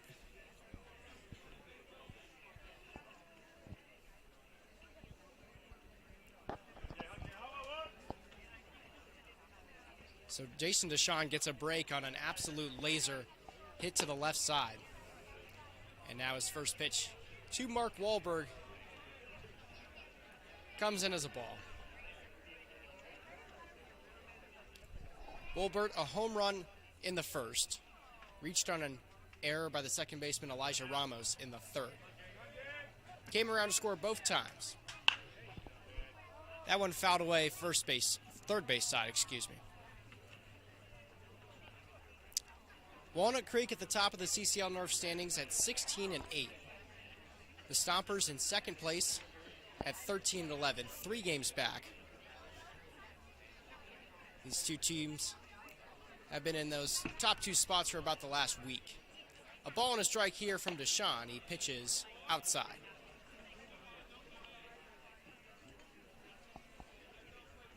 May have came in a little high as well. I'm Ryan Bridges alongside Kieran Costa. We thank you for joining us on the Sonoma Stompers Broadcast Network. Stompers have taken 2 of the 3 matchups between these 2 ball clubs, as this one from Deshaun misses Gonzalez.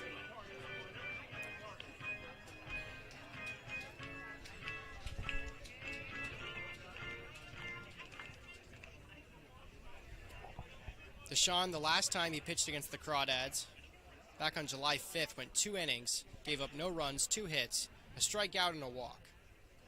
3 balls and 1 strike. That one misses outside ball 4.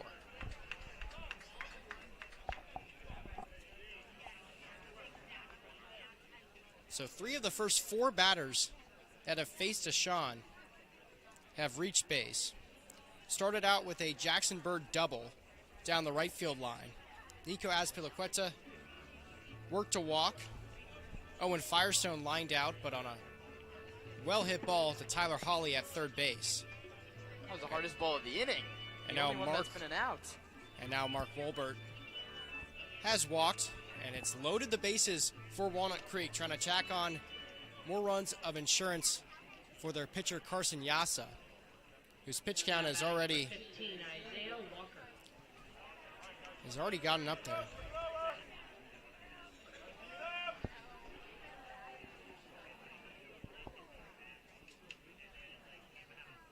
The first one in the righty and righty matchup is chopped foul by Isaiah Walker. Walker's doubled twice so far today. He was stranded at third in the first inning, came around to score in the third.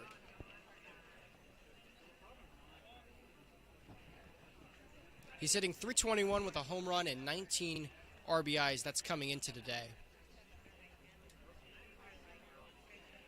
No balls and 1 strike. Bases loaded, 1 out. Pitch to Walker. That one flared in the air to shallow right center. Coming on is Kyler Zukowski, and he makes the catch for the out. There's now 2 gone, and Jackson Bird forced to hold at third base after Zukowski caught it in the shallow outfield. Now batting number 19, Cole Kosciuszko.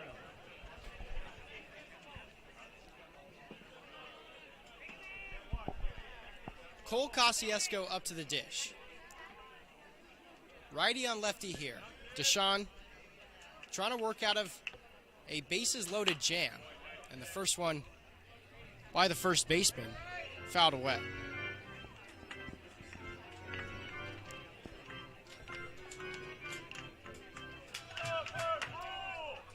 Cole is 1 for 2.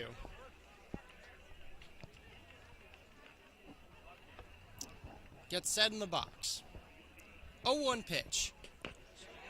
Deshaun forces a swing and a miss. Breaking ball came in at 78.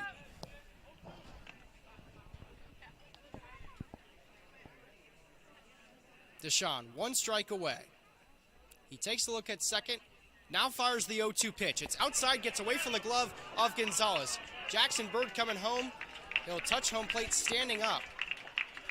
Runners go to second and third as well. And the Crawdads tack on 1 more. It's 4-1 in the 4th.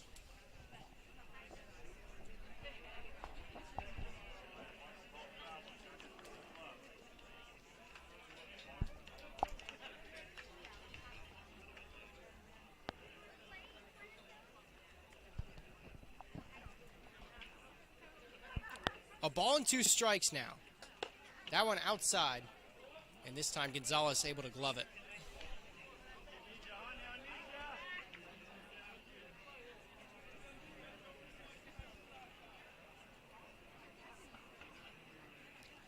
Mark Wolbert is now at second. Nico Azpilicueta is at third. It's 2 balls, 2 strikes, and 2 outs. Deshaun needs to limit the damage here. His pitch misses inside for ball 3. Came in low.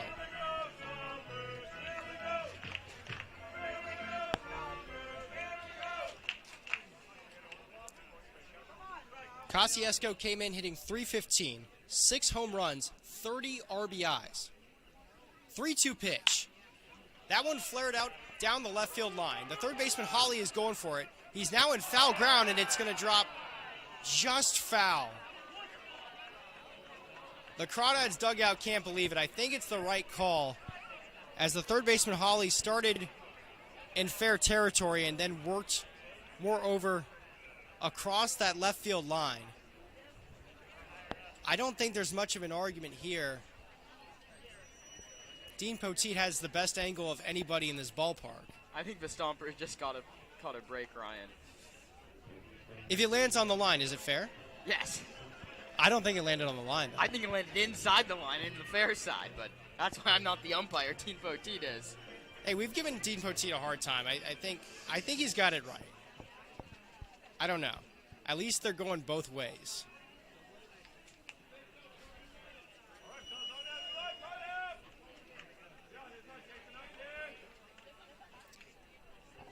So Jason Deshaun has caught a couple of breaks. An incredible grab by Tyler Holly at third base to get the first out. And then that one lands maybe a foot, a couple inches away from a fair ball that would bring around 1 run at least. Another full count pitch from Deshaun. That one misses the zone for ball 4. That one a long and complicated at-bat with Kosciuszko. But it loads the bases once again, this time with 2 outs. Too many of the key plays tonight and last night, Ryan, have been in the hands of the umpires.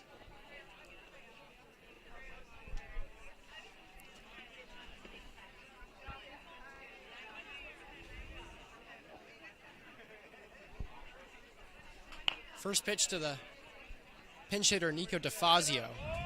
It's fouled away first base side towards the Stompers dugout. DeFazio came in for Cam Calvillo, who struck out in the first. In the third, DeFazio walked and was part of a fielder's choice, called out heading for second. 0-1. That one misses inside from Deshaun.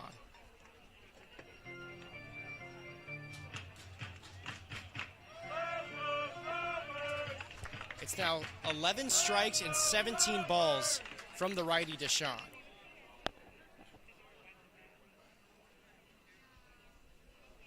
One ball and 1 strike. That one on the ground, left side. Abel only needs 1 out. He goes to second, and he gets it. But the Stompers allow 1 more run. It's credited to Jason Deshaun, who replaces Tyler Looney. The Stompers bats got to get 3 more runs to tie this game up. We head to the bottom of the 4th. All right, everybody. It's time for the margarita roll around. I've got some kids, they're going to roll me across the field. And of course, because I need help with my hat and with my glasses, I've got Vanessa here from the Sonoma Community Center. And she's going to hold my baseball, my glasses, and she's going to don my hat. All right? Thank you very much, Vanessa. Holy cow, kids. Oh, you know it.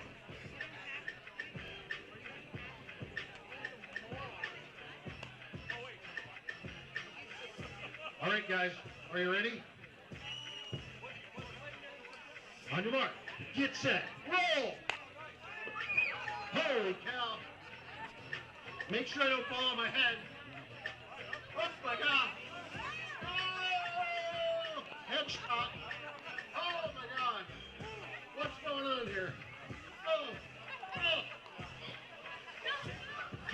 Oh, she's... The one thing I said, I didn't want to go head over heels when they're doing it. Head.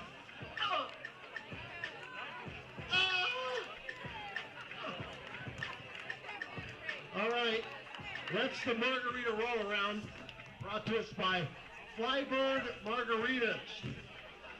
You like margaritas? All you need is a cup and some ice, and you've got margaritas on the fly. Flybird Margaritas.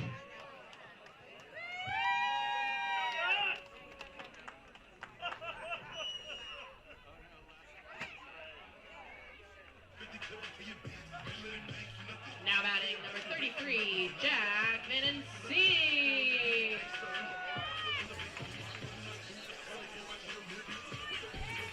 Jack Vanancini starts us off here in the bottom of the fourth inning. He's followed by Kyler Zukowski and then Elijah Ramos at the top of the order. Ryan Bridges and Kieran Costa here with you as for every game of the Stomper season.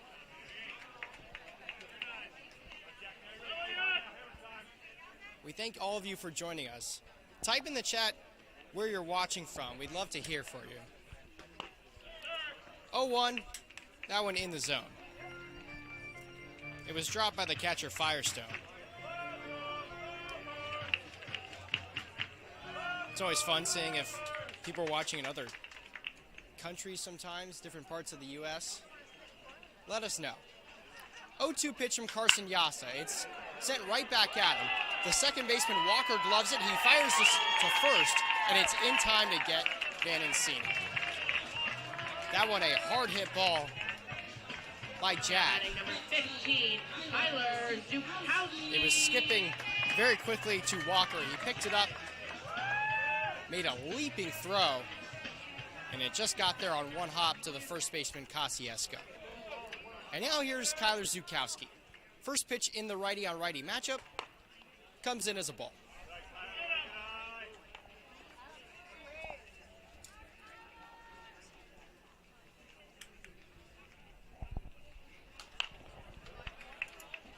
That one fouled away first base side by Zukowski. It's a ball and a strike.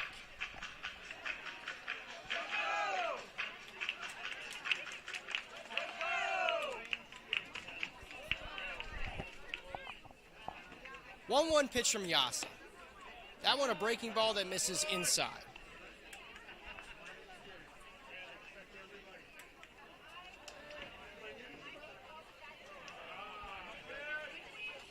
And that one's going to catch Kyler Zukowski.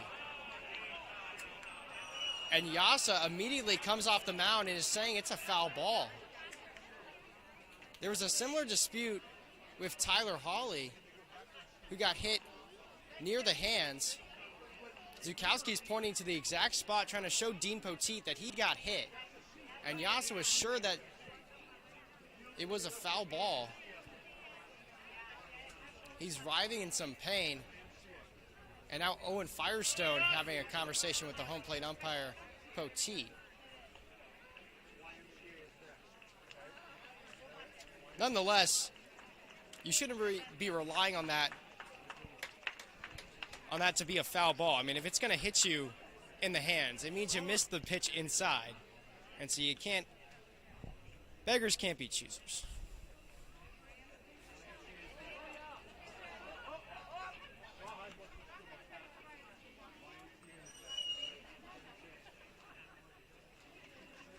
And now Zukowski is showing the first base umpire, Jason Blackburn, where it hit him. I can understand Yasa maybe not being super convinced after it was debatable if Holly got hit on the hands in the last one. He seemed to be sure of it. Likely would have made a now batting loud number 41, noise, but Elijah Ramos. nonetheless, Dean Poteet has made his decision, and there's almost never been a decision overturned by CCL officiating. So it puts Zukowski at first base on the hit by pitch, and Yasa's first one to Elijah Ramos comes in as a ball.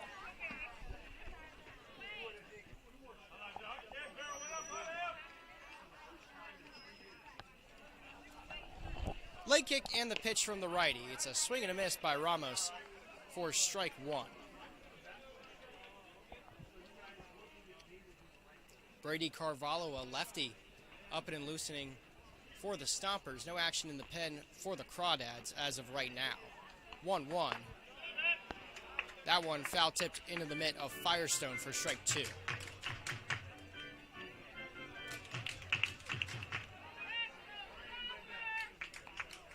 Yasa shakes off about 3 signs. Now takes a look at first base. Leg kick and the 1-2 pitch. It's flared in the air by Ramos. It's right up above the pitcher Yasa, and he makes the catch for the second out. Now batting number 1, Trent Abel.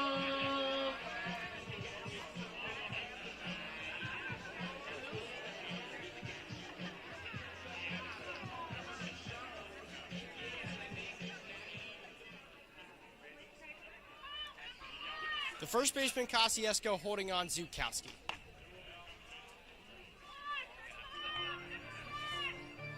Pitch comes in as a strike.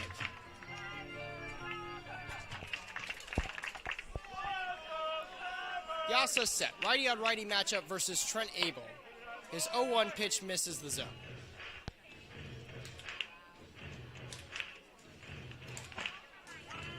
The Crawdads with the 4 runs on 5 hits, no miscues. Stompers with 1 run on 2 hits and 1 error.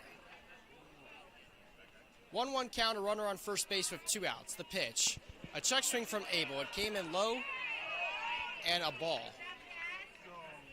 Firestone looked for a snap throw to first to get Zukowski.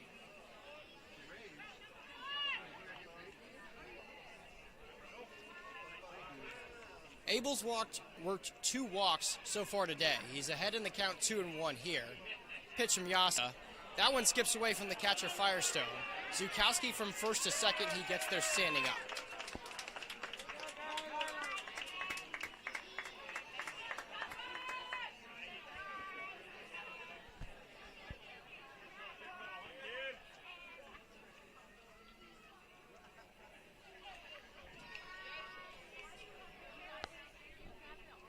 Three balls and a strike. Breaking ball pitch misses inside ball 4. It's back-to-back free passes issued by Carson Yasa. Zukowski was hit, and Abel now on first with a walk. His 3rd of the day.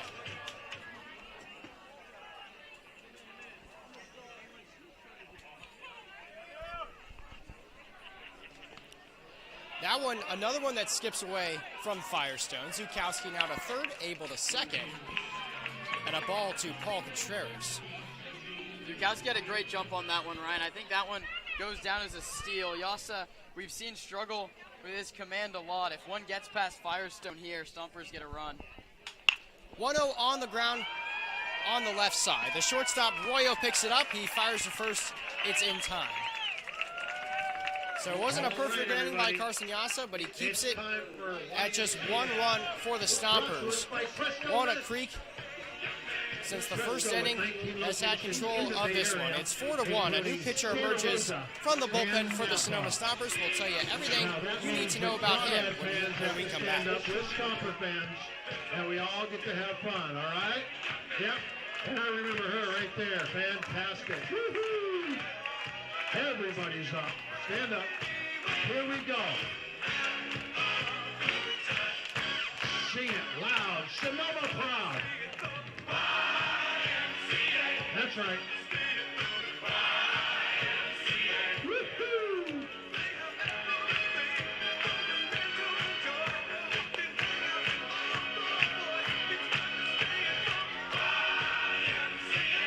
YMCA. All you have to do is know letters. We love YMCA here in Sonoma. Cresco Rinse is our sponsor. We've been a sponsor for 2 seasons, and we love them. So you should too. Go to Cresco Rinse in Napa or Sonoma or any one of their 19 locations. We're going to have time for one more big letter spray. So I expect everybody up, loud and proud, just like the Sonoma Stompers.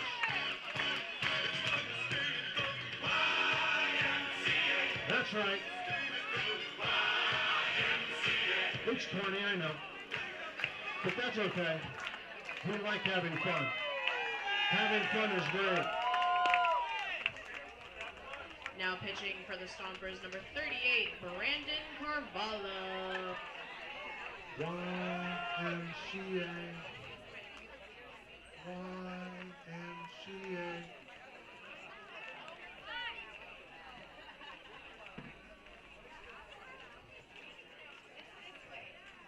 You can make the C any way you want, okay? I mean, but you got a crawdad, you got a C on your shirt, so you should do the C the same way that your shirt is. Goes like this, so the C goes like this. I mean, it's amazing that I have to explain that to a crawdad fan, but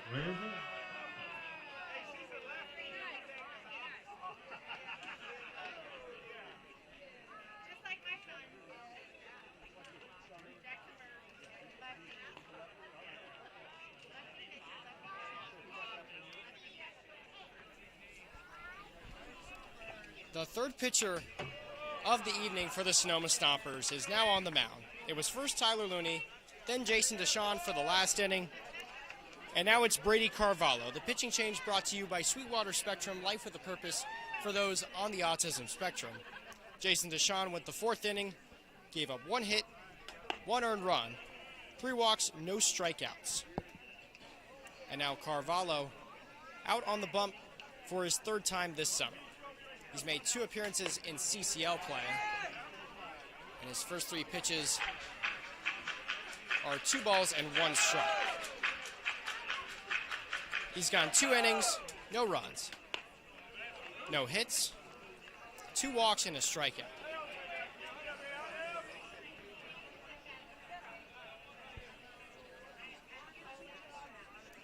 Brady will be a senior at Modesto Junior College in the fall. 3 balls and 1 strike, a swing and a miss. It was Ethan Liao who swung and missed.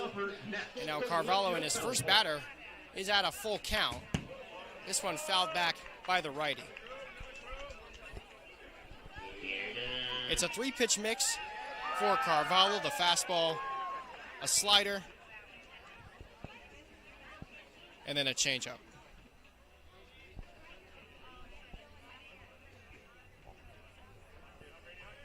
Another full count pitch from the lefty Carvalho. It comes in low for ball 4.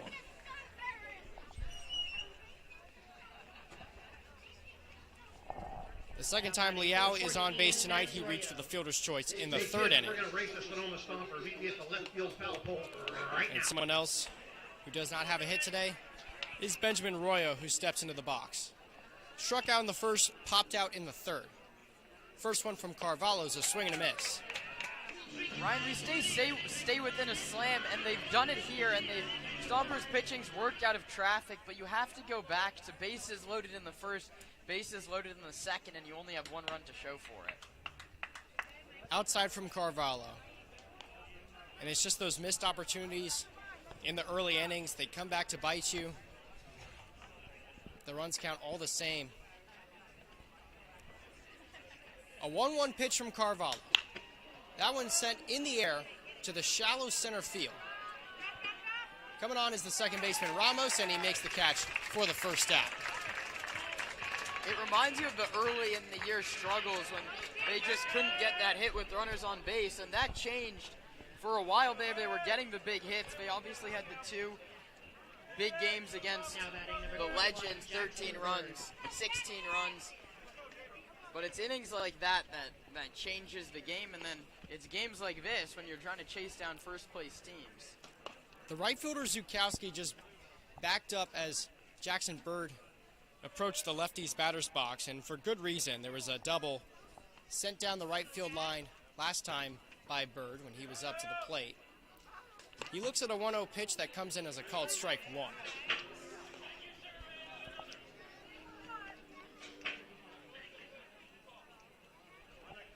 third, 182. 2 home runs, 5 RBIs in CCL play. He sends this one to the right side. It's gloved by Lazark. He steps on the bag for one. The throw to second.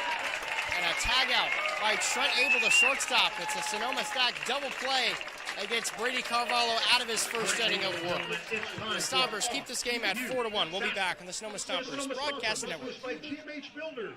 Go to GMH Builders, located right here in Sonoma, for the most fantastic project building around. Commercial or residential, hire GMH Build to make sure your project comes out right the first time. All right, we've got Are You Faster Than a Sonoma Stomp? Oh, no! We've got a Crawdad in the race. There's going to be Are You Faster Than a Stomper and a Crawdad. Brings us to home plate. On your mark. Get set. Go! And they're off. Kids are putting up pretty much feet. Here they come. Holy cow. They're smoking that line. Is anybody faster than a Sonoma Stomper? Nobody is faster than a Sonoma Stomper. Or a Crawdad. But here we go.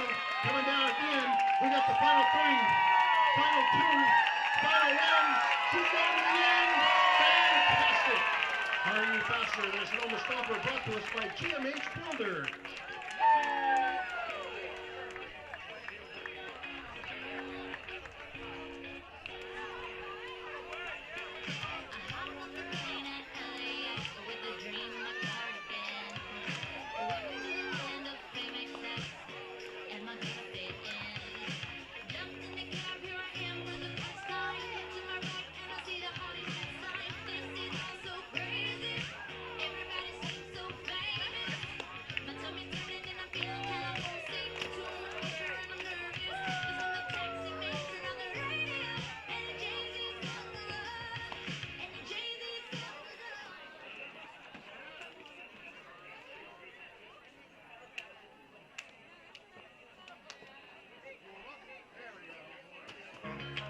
Trouble, but I tell you right now, y'all. Now that it's number 32, Tyler Holly.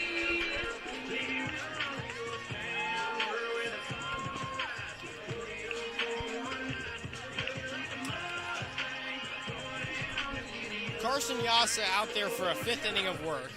There's a lefty warming up in the pen for the Crawdads. He's going to face 4, 5, 6 here. Tyler Holly's the first one of those in the righty's batter's box, and he looks at a called strike. The 5-hitter Jack Lazark is after him, and then it's the 6-hitter Rudy Gonzalez. Yasa pitches. It comes in for ball 1. But they'll say Holly went around. It's strike 2, pardon me. The appeal was made down to first. Jason Blackburn made the call. Yasa has struck out Holly twice. He's close to doing it here again. It's an 0-2 pitch, and it misses the zone. Second time now that Holly's gotten unlucky on a check swing. The first one meant a little bit more with the bases loaded and 2 strikes on him. But the difference between an 0-2 and a 1-1 count is big, especially for a power hitter like Holly. And a power thrower like Yasa, this one comes in low once again. It skipped before the catcher Firestone.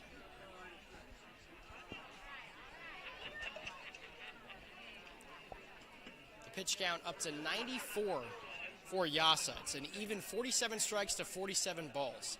A 2-2 pitch here and a swing and a miss from Holly. The third time that Yasa has forced Holly down on a swinging strike. Number 40, Jack Lazar. There's one gone in the 5th.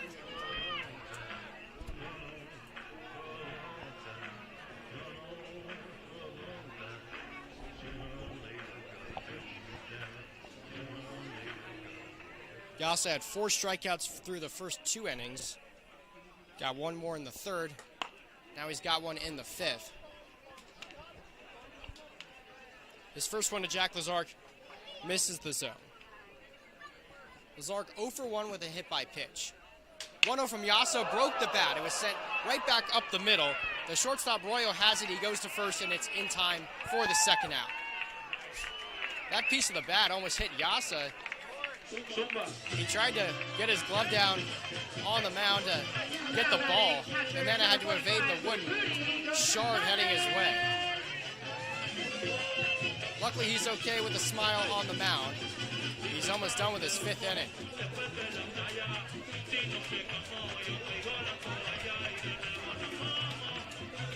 Points to his shortstop, Benjamin Royo, says, great play, as anything skipping off the mound can be tough.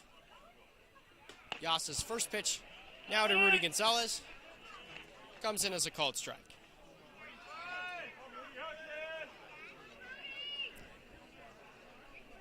Oh, 1. That one's outside.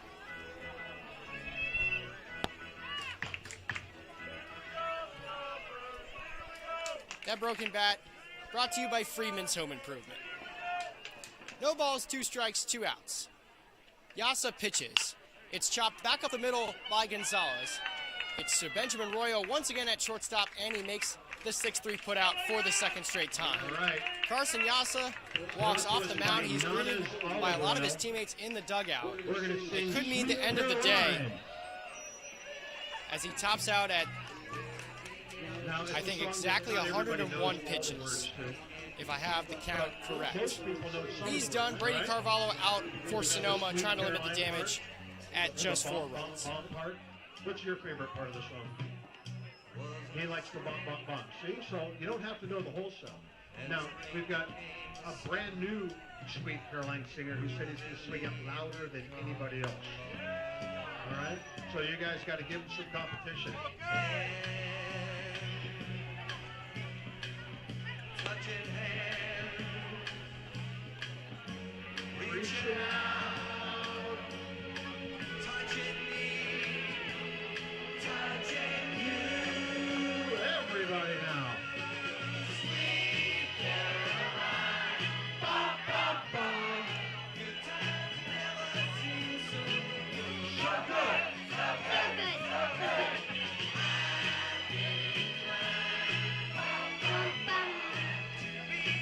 Fantastic. We've got a good crowd tonight.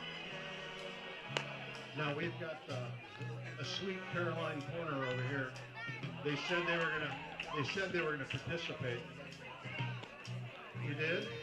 I couldn't see your participation through all the split ends. So I want to make sure that you guys, Sweet Caroline standing up, hands in the air. All right. Is everybody ready?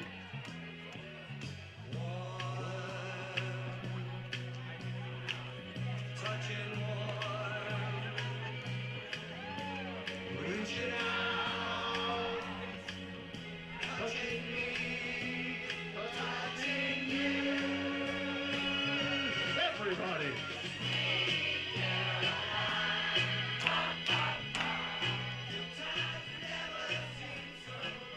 So good. That's Sweet Caroline, brought to us by Nana's Olive Oil, the best olive oil in town. Now batting the DH, Nico Azpilicueta.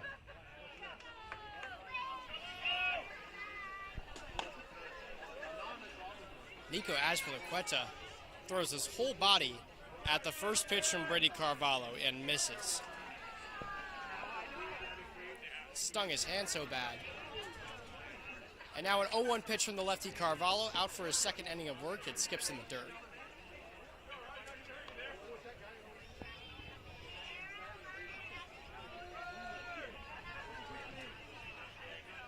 One. That one fell back to the screen.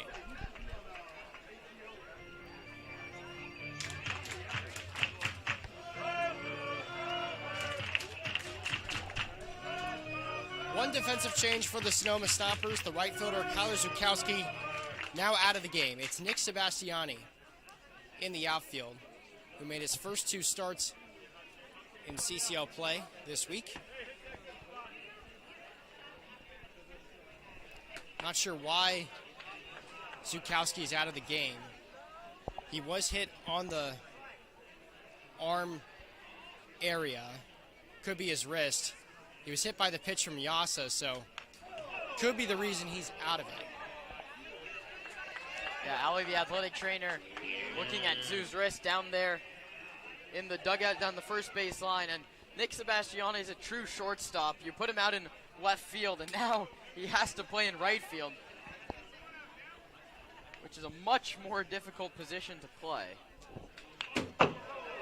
That one's fouled back.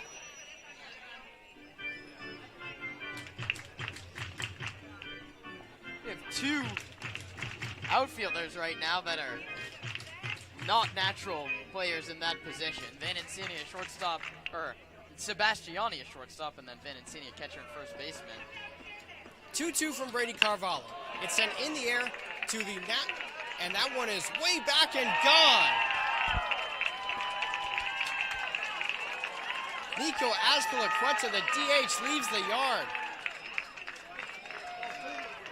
Paul Contreras had no shot at it. It was way back over the left field fence here at Arnold Field. It clears more towards center. Now about in the catcher. That one travels 382 feet. An absolute rocket off the bat of the 8-hitter. The second home run for the Crawdads today. And they send another one into the outfield. This time a lot shorter. It's caught by the center fielder, Paul Contreras. The home run makes it a 5-1 ball game. Now comes the plate the center fielder, number 33, Mark Wolbert.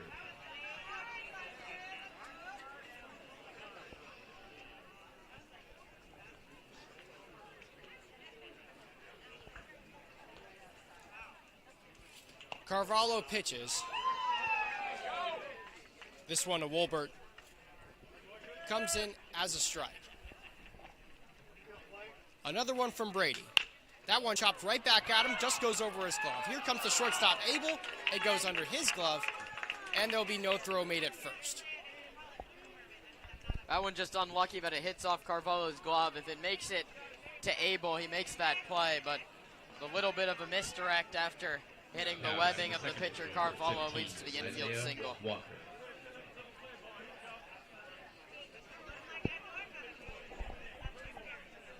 So now Isaiah Walker up to the dish.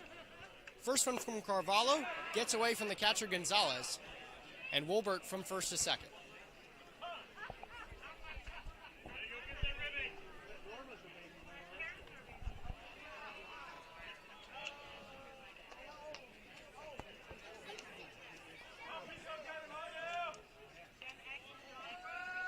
One ball, no strikes. Pitch from Carvalho. That one fouled away. That one just goes over our heads here in the press box. We hear it thump on the wood above us. Took an odd bounce off the cage. Carvalho going to collect himself on the mound. A couple of very fast balls hit towards the center of the field. One ball and one strike. That one fouled away first base side, way over the head of the Stompers warming up in the bullpen. It's Cole Pacheco, who we have not seen so far this season.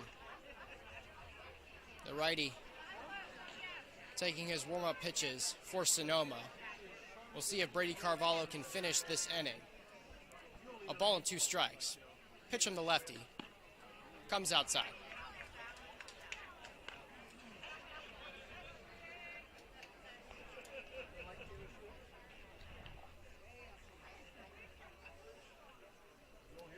The second baseman, Ramos, shaded over towards the second base bag.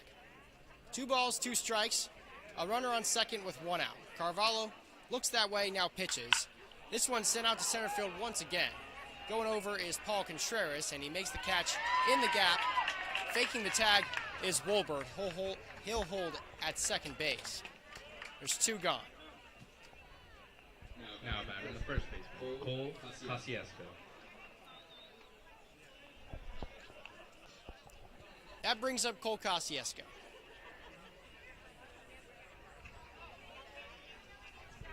Sonoma looking to avoid back-to-back losses. Fell 7-5 to the San Francisco Seagulls last night. First one in the lefty-on-lefty matchup Kosciuszko watches it come in the zone for strike one.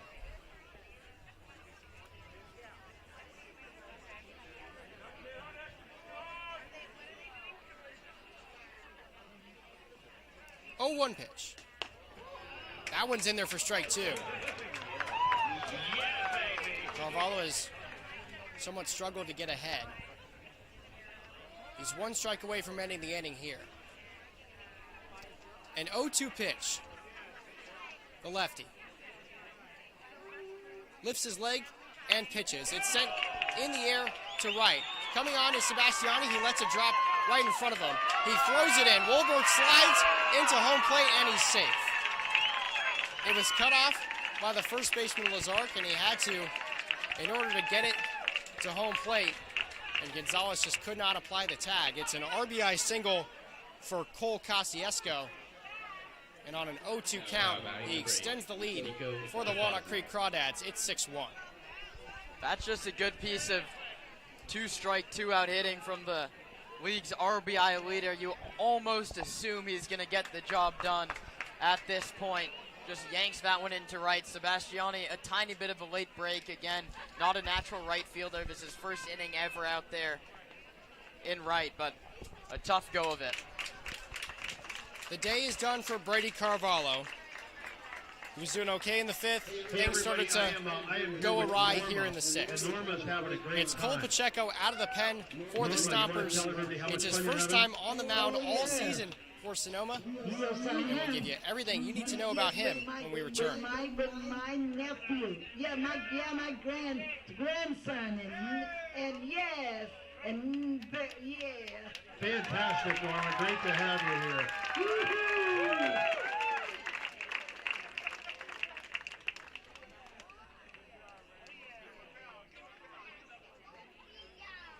She's been clapping her hands the entire game, having a great time.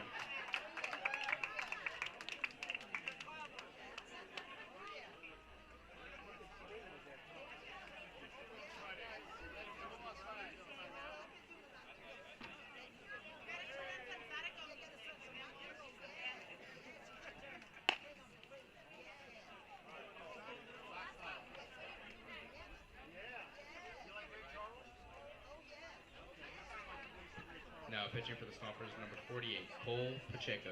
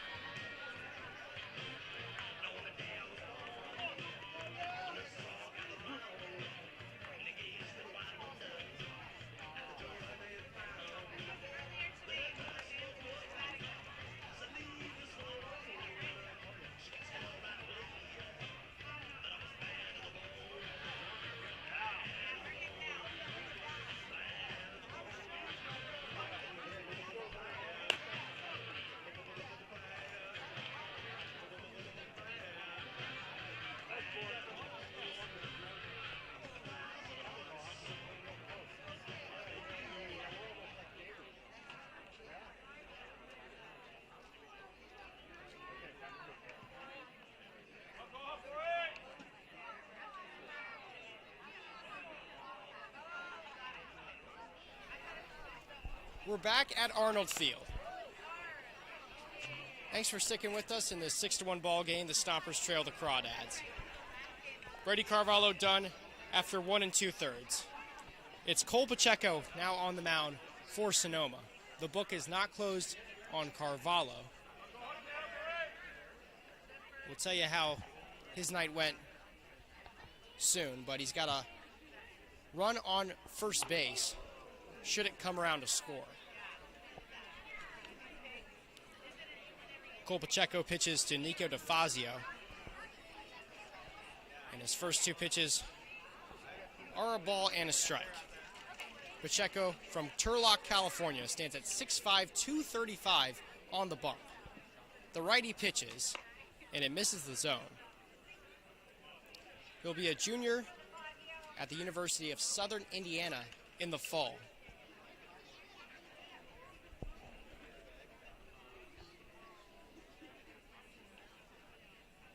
He comes set, a righty-on-righty matchup. DeFazio waits on the pitch and looks at it as it misses inside.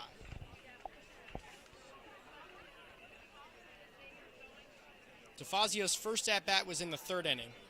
He's 0 for 1 with a walk. Gets set for a 3-1 pitch. Here it is from Pacheco.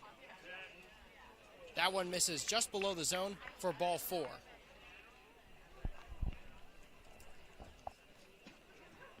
Now coming to play the left fielder, number 11, Ethan Liao.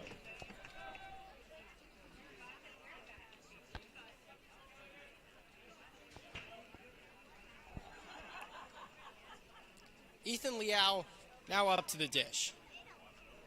He's reached twice so far today. He fouls this one off the leg of the catcher Gonzalez. The 5th inning was going good for Brady Carvalho. That was his first time he came out.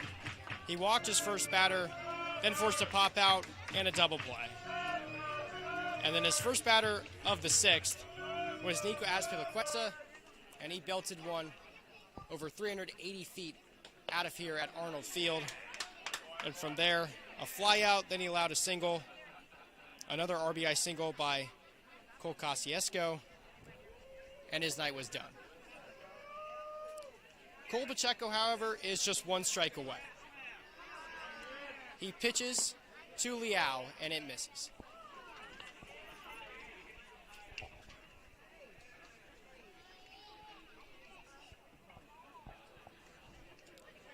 Runners now first and second, 2 outs, a ball and 2 strikes. Pacheco, a deep breath, the leg kick and the pitch. Breaking ball misses inside.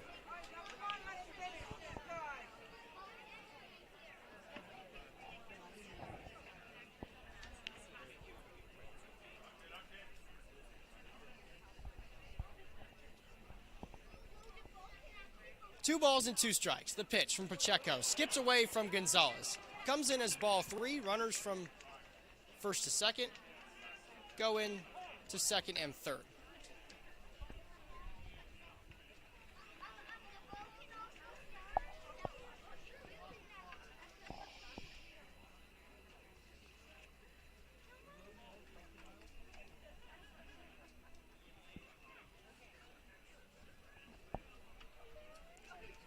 Pacheco gets set for a full count pitch.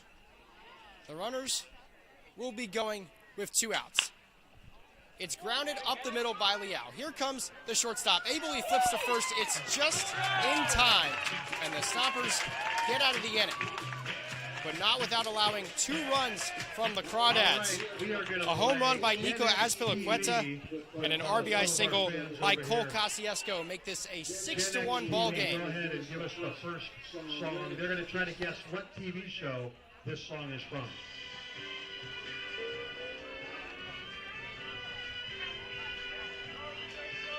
Charlie's Angels. All right, give us another one.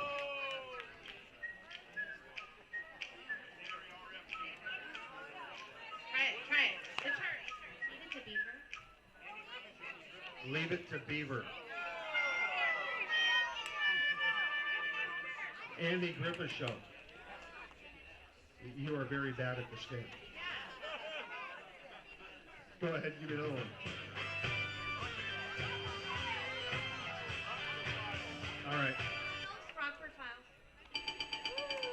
All right, you're getting better at this game. All right, give us another one. Just a good old boy.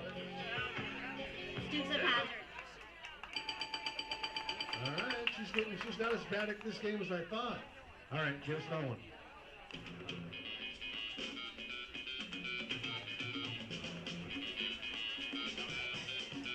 Streets of San Francisco. Wow. All right. How about another one?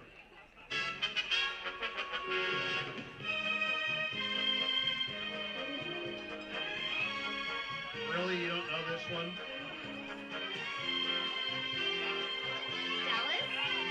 says Dallas.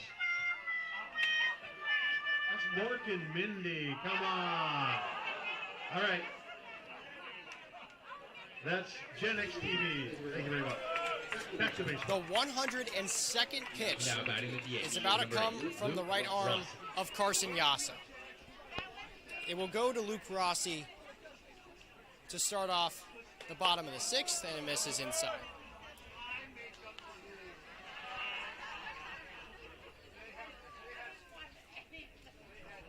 Yassa likely to touch the highest pitch count we've seen here at Arnold Field this season. 1-0. Comes in low. There's been a lefty up and loosening for a little while now, but he has not yet to relieve Yassa, who is topped out at 98 miles an hour tonight. This one comes in for ball 3.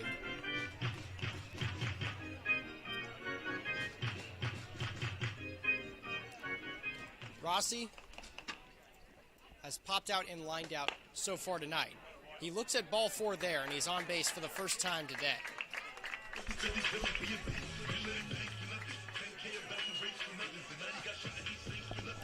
Rossi has had good discipline at the plate. Has worked in some deep counts, and then just has bad contact on the one that he wants. Has sent both of those ones the opposite way. That time he does not see one that he likes from Yassa. That brings up Jack Fantancini. First pitch to him. Comes in low for ball 1. Ryan, maybe the command it gonna become an issue here. Well up over 100 pitches. The Stompers, though, don't have a hit since the 3rd hitter of the game. So I'd leave Yassa in there as well. And just as we say that, Yassa throws his first strike of the inning.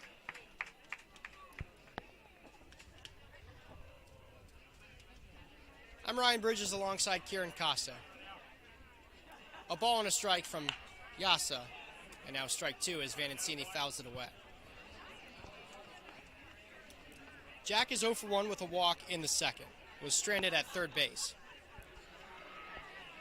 Leaving runners stranded has been a common theme for Sonoma. A ball and 2 strikes. That pitch drops in the zone for strike 3. Late call. I didn't even see a call from Dean Poteet, but nevertheless, it's the 7th strikeout of the night for Carson Yassa. 5, Nick Sebastiani.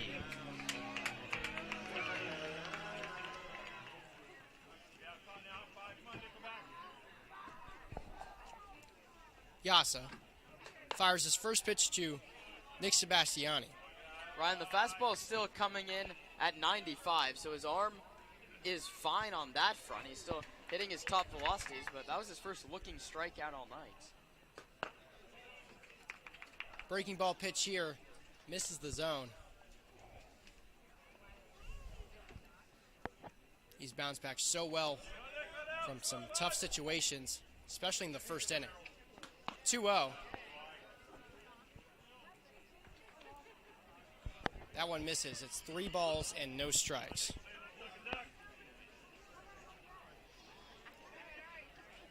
Sebastiani looks at ball 4 in the box. 2 good at-bats from the Stompers. 2 4th-pitch walks in the inning for Carson Yassa. And out comes Brant Cummings. Could be the day for Yassa, as the lefty that was warming up in the pen is no longer throwing. He's making his way towards the gate, and we believe it will swing open.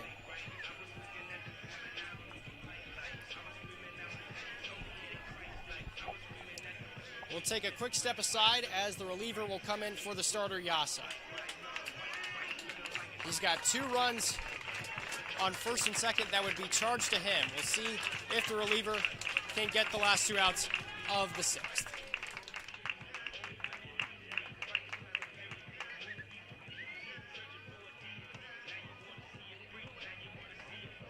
All right, ladies and gentlemen, while we have a pitcher warming up, I'd just like to spread some good cheer to all of our Stomper fans.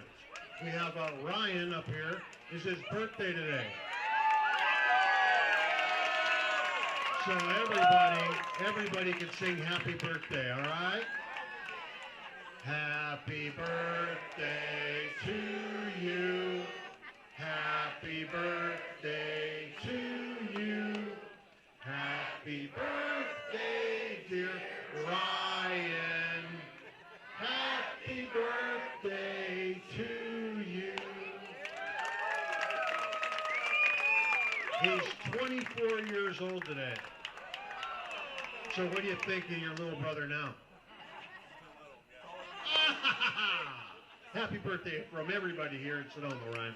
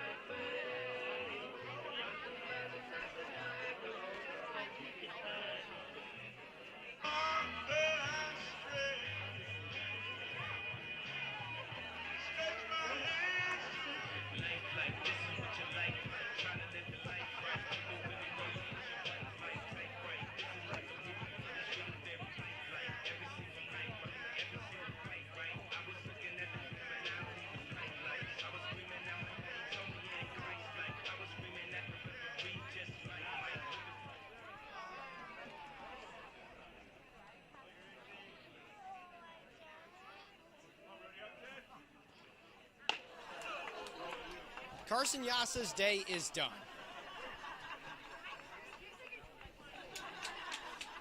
It finishes at 112 pitches. Chase Dabbs, the lefty, now on the mound for the Crawdads, and his second pitch to Elijah Ramos is fouled back for strike two.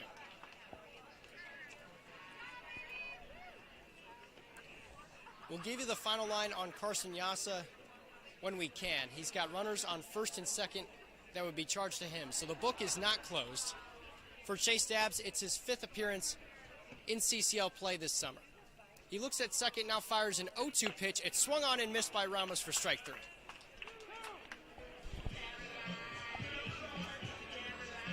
Now batting the shortstop, Trent Abel.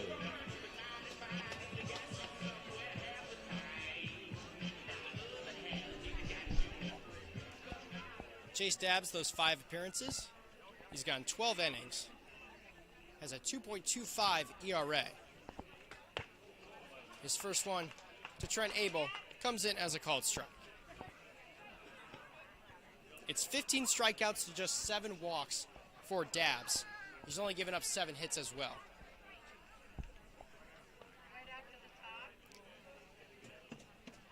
The lefty pitches, and it comes in as strike 2. Dabbs is from Redlands, California. Stands at 6'2", 200 on the mound. He'll be a sophomore at Riverside Community College in the fall. He's 1 strike away from getting out of the inning. He lifts his leg and now will step off, as Luke Rossi had a large lead over at second. It's Nick Sebastiani at first base. Dabbs looks into his battery mate Firestone, gets the sign he likes. Now the leg kick and the 0-2 pitch. It's flared in the air down the right field line. It drops for a base hit. Rossi rounds third. He's coming on. He'll be safe. Nick Sebastiani to third base. Trent Abel goes in standing up to second. It's an RBI double for Abel. The Stompers get a run back. It's 6-2. Now center fielder, Paul Contreras.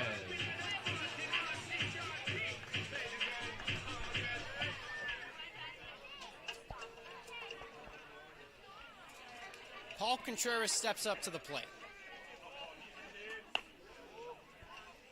He looks at ball one. And all of a sudden, the tying run is on deck for Sonoma. Although with 2 outs. 1-0 pitch. That comes in as a called strike one.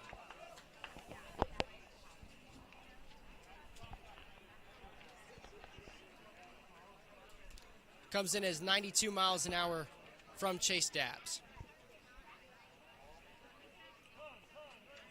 Stompers need a hit here, Ryan. It cuts the lead in half if Paul Contreras can find the outfield with 2 outs, although the outfield very shallow all the way around. 1-1. That one misses. That double by Abel, just the 3rd hit of the night for Sonoma.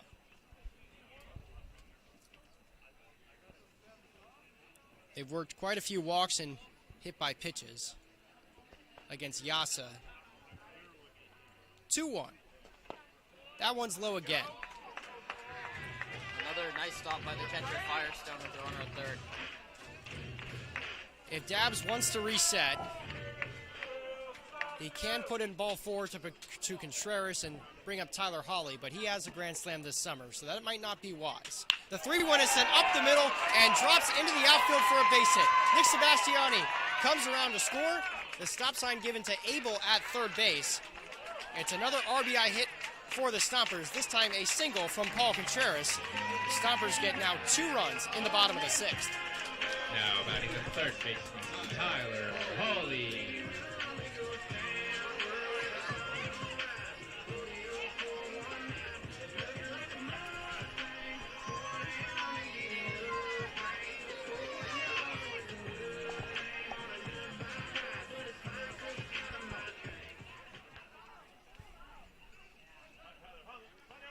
Now Tyler Hawley's in the box. Runners at the corners with 2 outs. The first pitch misses just above the zone.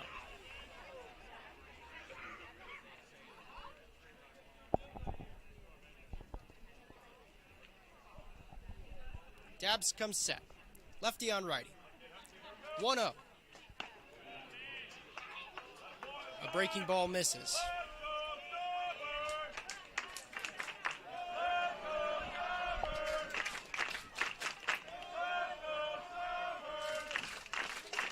Dabbs, a pick back to first, not in time to get Contreras. The final line for Carson Yasa, after 2 of his runs come around to score. He went the first 5 innings and a third of this game. 2-0, misses low to Hawley. In those 5 1/3, he gave up 2 hits, 3 runs, all earned, 7 walks, a hit by pitch, and 7 strikeouts. 112 pitches. 3-0. That one misses low, ball 4 to Tyler Hawley. It's a bases loaded moment brought to you by Freedman's Home Improvement, and the Stompers building a little bit of a 2-out rally here. Jack Lazar coming to the plate. Dabbs came in, got a strikeout of Ramos, which, by the way, not an easy guy to strike out. And then Abel doubles, Contreras singles, Hawley walks, and for the 3rd time in 6 innings, that's half the innings, Ryan. I'm not great at math, but half the innings they've had the bases loaded. Dabbs looking to work out of the bases loaded 2-out jam. He surrendered 2 of Carson Yasa's runs already. He comes set for the 0-1 and fires it in. Foul tipped into the mitt of Firestone. Dabbs the last time and the only time he went up against the Stompers. He went 2 innings, gave up 1 hit, 5 strikeouts, 1 walk. This appearance, a bit more nerve-wracking. 0-2. A swing and a miss for strike 3 from Jack Lazar. All right, ladies and gentlemen, the Stompers cut into the Crawdads lead from 6-1 to 6-3. Chase Dabbs not happy with himself as he comes off the bump. The Crawdads still comfortably in front. Cole Pacheco looks to keep it at a 3-run ballgame. I know. I don't make the rules. I just let everybody know what the rules are.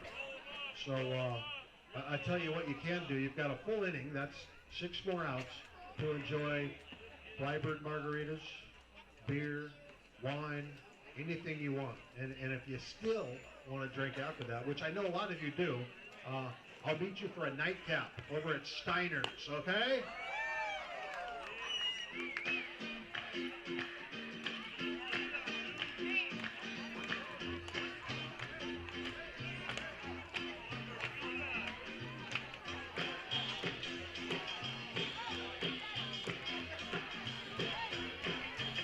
All right, Craw Mama, show us how it goes. Let's do it. Oh, yeah.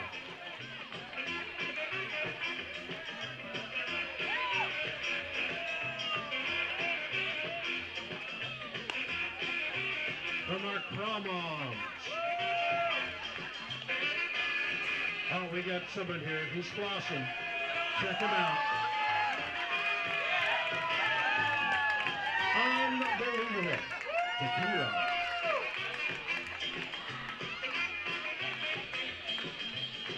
How about you? Do you guys dance? Yeah, they're having fun. They're having fun.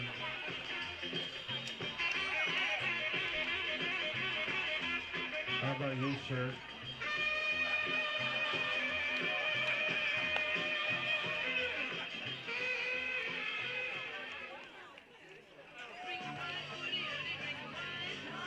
Now batting our wine whipper, number 14, Ben Royo. Each team with a run in the first. The Crawdads put on 2 more in the third. They score once in the fourth. They score 2 in the sixth. We're comfortably out ahead 6-1. And then the Stompers put up their first crooked number of the ball game in the sixth with 2 runs of their own, and it's 6-3. First pitch from Cole Pacheco comes in as a strike.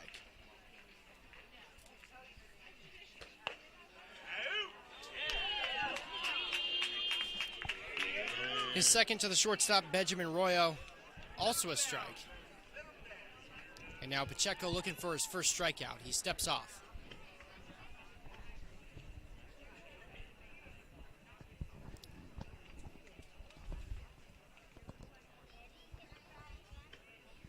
A deep breath from the righty. He now pitches, and it just misses Benjamin Royo's head.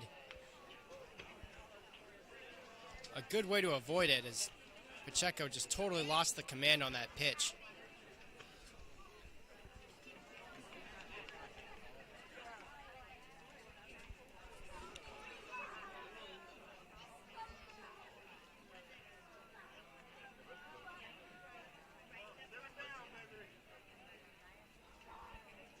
One-two set in the air to center field. Coming fast is the center fielder Contreras, and he'll let it drop in front of himself. Comes in as a base hit for Benjamin Royo. It's his first of the day. Jackson, third.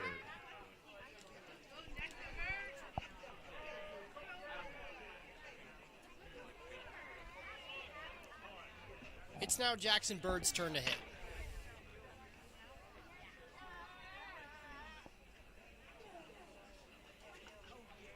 Righty on lefty. Lazark holding on Royo at first base. He does not go, and it's chopped first base side, but foul.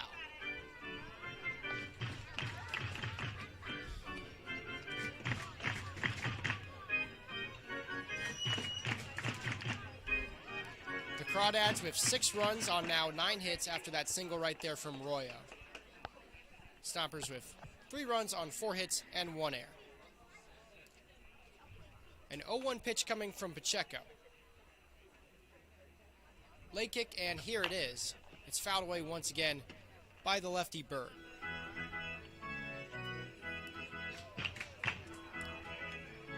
The right fielder is 1 for 3 with a double.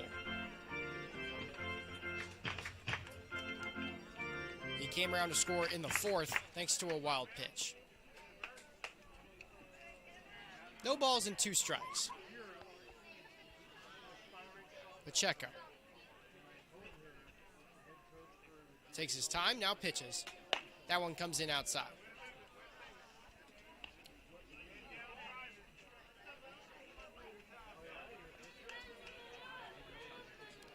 This one's set up to be a long one. Total of 9 runs on the board. About 2 hours and 30 minutes after first pitch. And we're just into the 7th. This one popped in the air by Bird. Shallow left field. Coming on is the left fielder, Van Encini, and he makes the grab for the first out.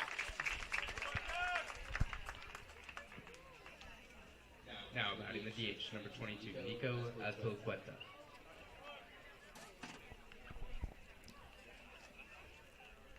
Cole Pacheco better be careful where he puts his balls and strikes when dealing with Nico Azpilicueta.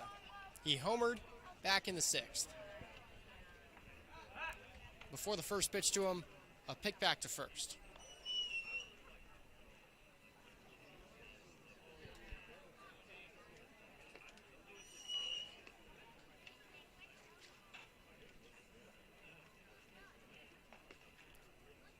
First pitch in the righty-on-righty matchup misses outside.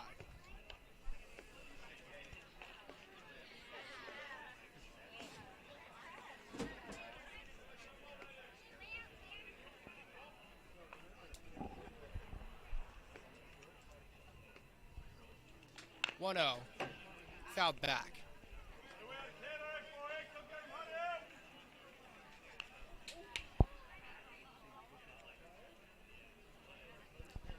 The final line on Brady Carvalho, he went 1 2/3 innings, gave up 3 hits, 2 runs, they were both earned, a walk and no strikeouts. Pacheco looks at first base with 1 out, a ball and a strike. He now picks back over, and it's not in time.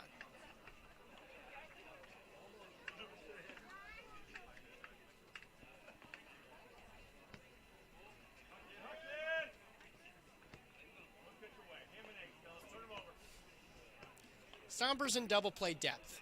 If they can turn it, it will get them out of the inning.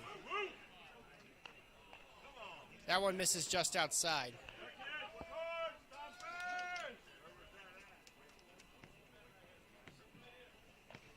Stompers have been up and down this week. A loss on Tuesday, a win on Wednesday, and then a loss on Thursday. 2-1.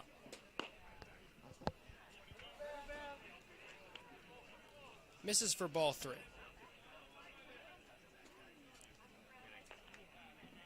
Stompers have struggled at home. Came into today 6-8. The 2 losses this week have come at home. 3-1. That one misses for ball 4. Came in just below the zone. TrackMan system says 86 from the right arm of Pacheco. And now runners first and second. Number 4, Owen Firestone.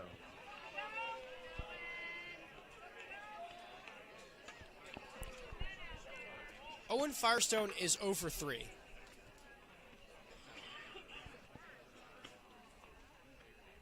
First one from Pacheco. Catches the inside of the zone.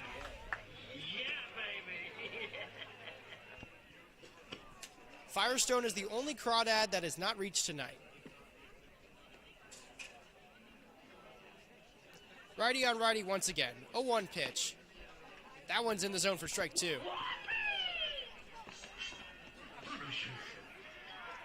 A righty is soft tossing in the Sonoma pen.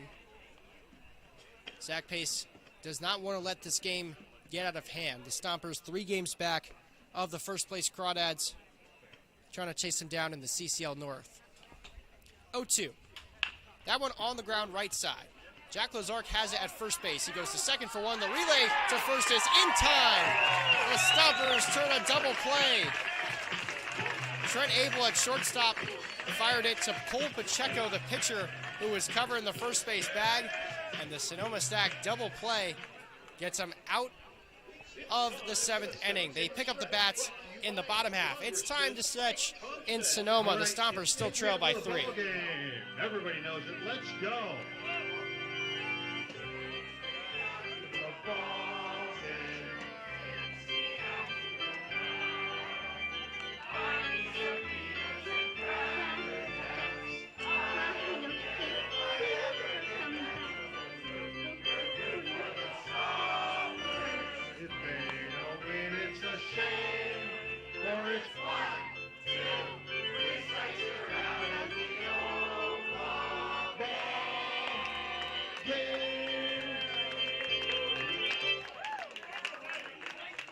Take me out to the ball game and the 7th inning stretch is brought to us by Congressman Mike Thompson.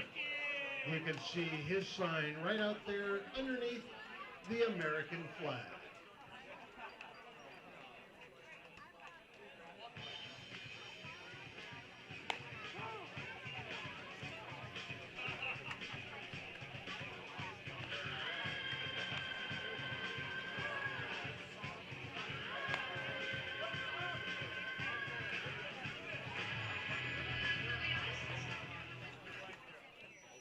Zumba.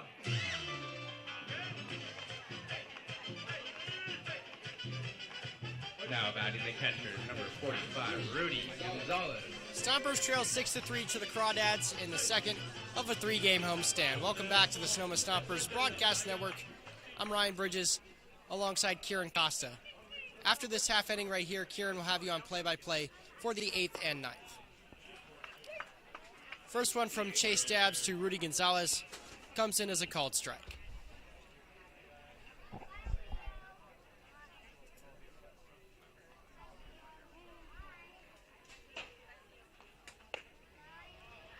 That one misses.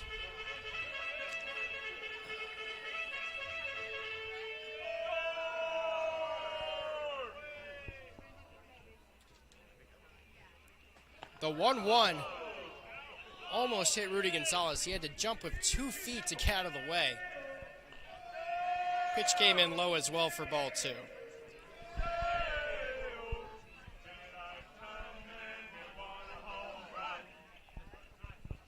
2-1 pitch. Swing and a miss from Gonzalez. Yeah, Rudy today expanding his zone a little bit. We're not used to seeing that from him. Usually a guy with great command of the zone, walks more than he strikes out when chasing a little bit there. 2 balls and 2 strikes. Lefty on righty. Dabbs. Pitches. It's a swing and a miss once again from Gonzalez. He struck him out. All 3 of the Crawdads outs in the 6th came via the K. And now they do it for the 4th straight out here in the 7th.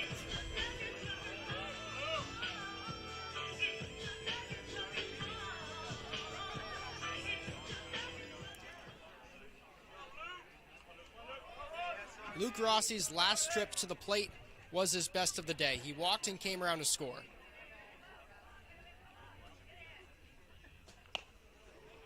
He swings and misses on the first pitch.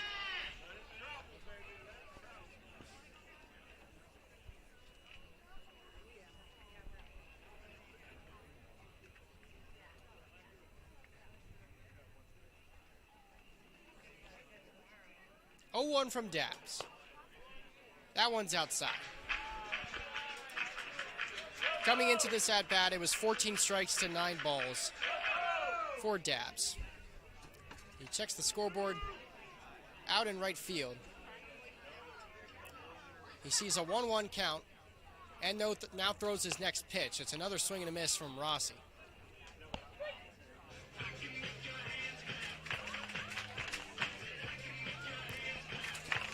Rossi coming into the day, 133 with a home run and 8 RBIs in CCL play. The DH is out of the College of San Mateo. 1-2 pitch. Misses upstairs.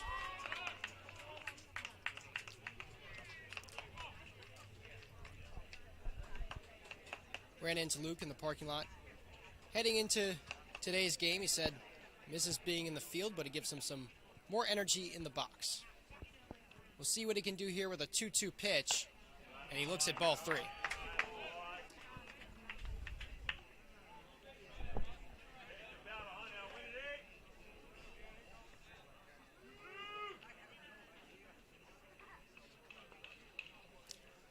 The lefty and the righty get set for a full count pitch.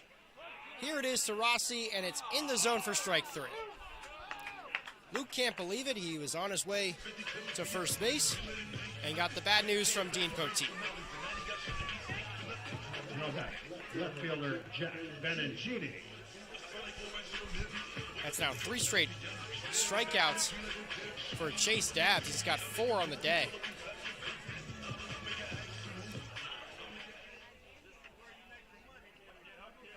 He struck out the first batter he faced in Elijah Ramos, then loaded the bases, and now He's got 3 strikeouts in a row. This one's outside to Jack Vanencini. Vanencini was the last strikeout of Carson Yassa, who finished with 7 on the day. 1-0. That one skips away from the catcher, and they're going to say it hit Vanencini. He jogs to first base. No argument from Dabbs on this one, like we see from Yassa every time he comes inside on something.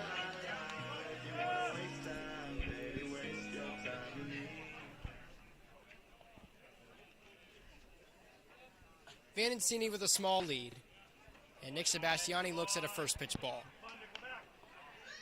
Vanencini's been on a couple of times and made all the plays he's needed to in left. With so few outfielders on the roster, I'd expect to see a lot more of Vanencini in the outfield and thus in the lineup.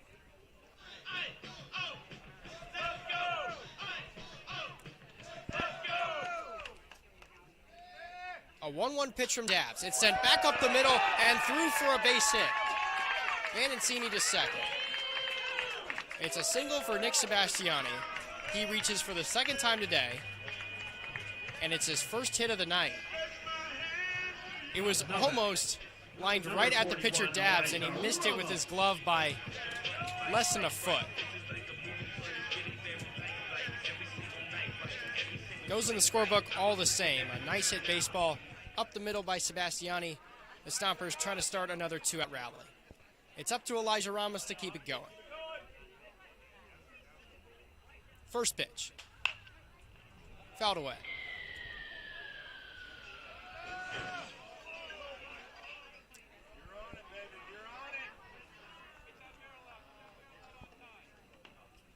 Ramos is 1 for 4. He singled and came around to score in the first. 0-1. Swing and a miss.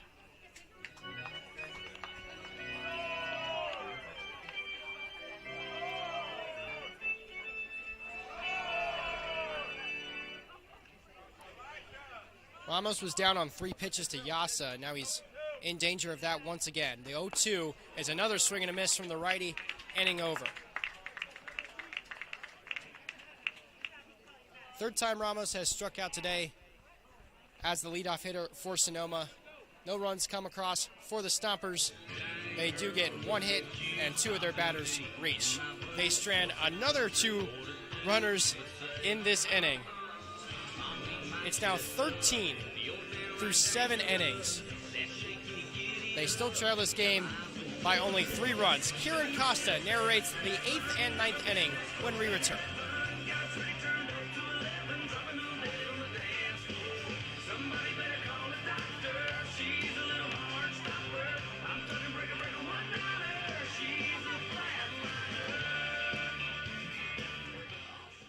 Your attention, please. Now pitching for Sonoma, number 22, Raul Valdivia.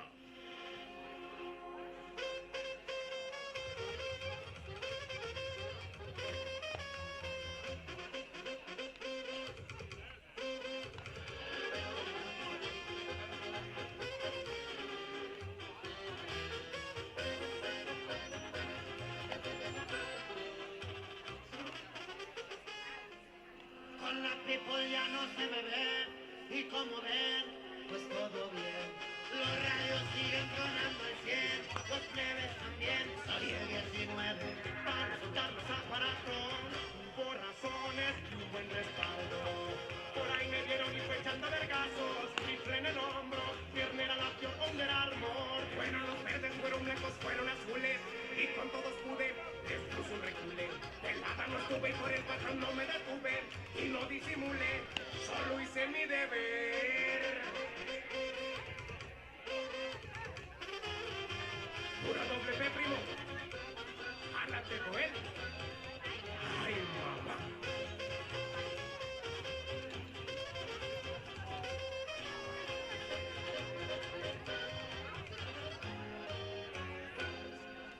Al hijo del jefe salimos para defender. Hay que proceder en la defender. Fueron varios jueves los que con ellos me enfrenté. En 2 me peleé y en 3 me peleé. Time for another Sweetwater Spectrum pitching change here from Arnold Field in Sonoma. Sweetwater Spectrum, life with a purpose for those on the autism spectrum. Now batting for Walnut Creek. And as I relieve Ryan of the play-by-play duties, Raul Valdivia relieves Cole Pacheco. 1 and a third innings, 1 hit, 2 walks, nothing else.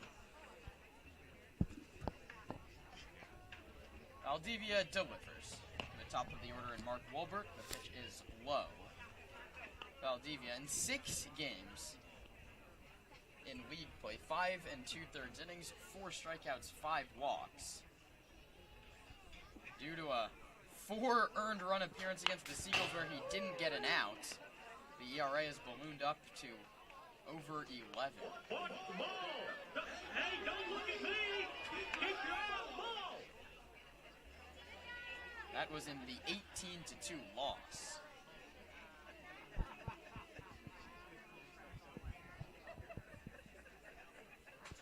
That one's fouled back to the screen. Nothing for you!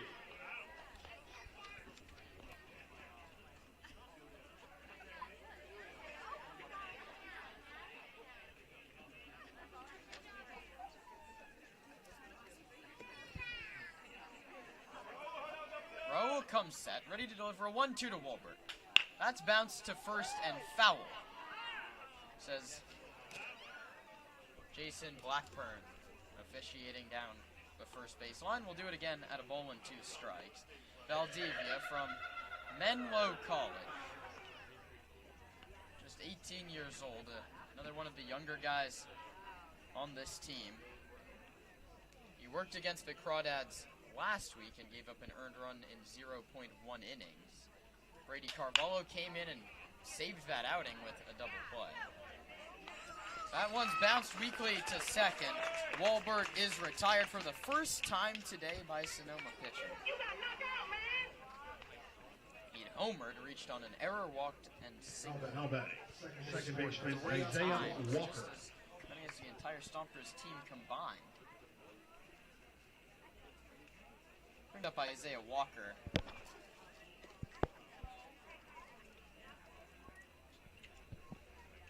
Valdivia, righty on righty, delivers a called strike 1.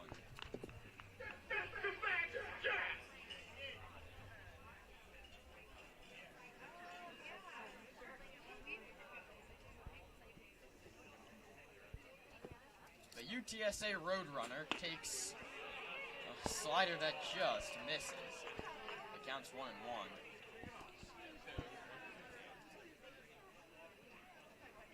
Whatever the Menlo College mascot's name, it's not as cool as Rowdy the Roadrunner, I can tell you that. 1-1.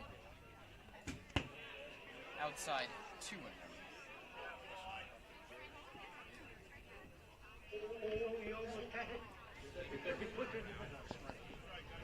They call check swing yes on Walker, and instead of 2-1, it's 1-2.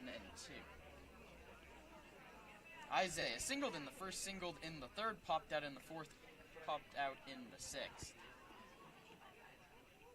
Awaits the 1-2 from Valdivia. The kick and the pitch is high. Kicked off Gonzalez's glove. Poteet's mask and trickles to the backstop. We're all even at 2-2.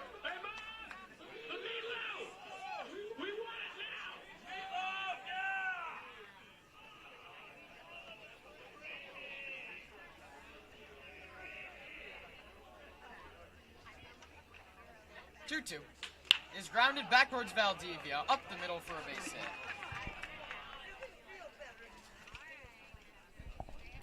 Those are the toughest ones. If you're a pitcher, you're not relying on anybody. It's right back up the middle. It's just inches for your glove, and you have a chance to erase that hit off the board, and you just don't do it. But then the next batter, you just got to step up, flush it, and keep going.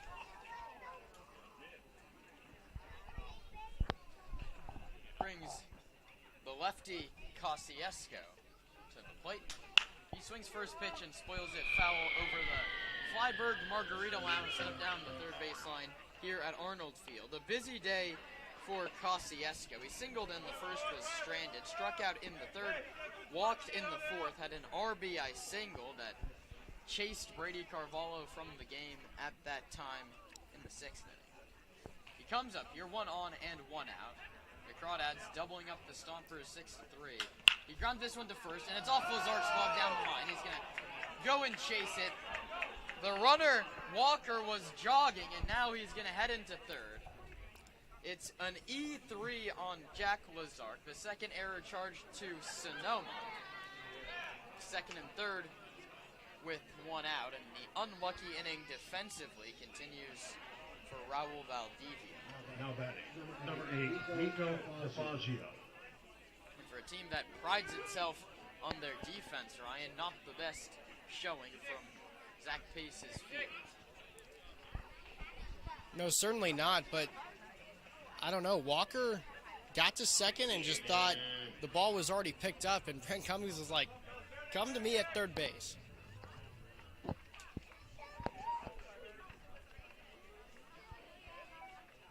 Brings up Nico DeFazio, who was not in the starting lineup today. Good block from Gonzalez to keep the runner 90 feet away.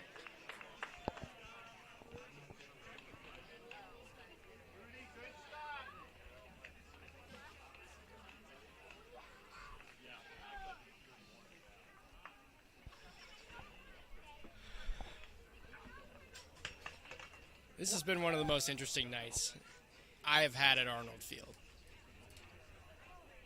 1-0 coming. Here it is. Outside and low, 2-0.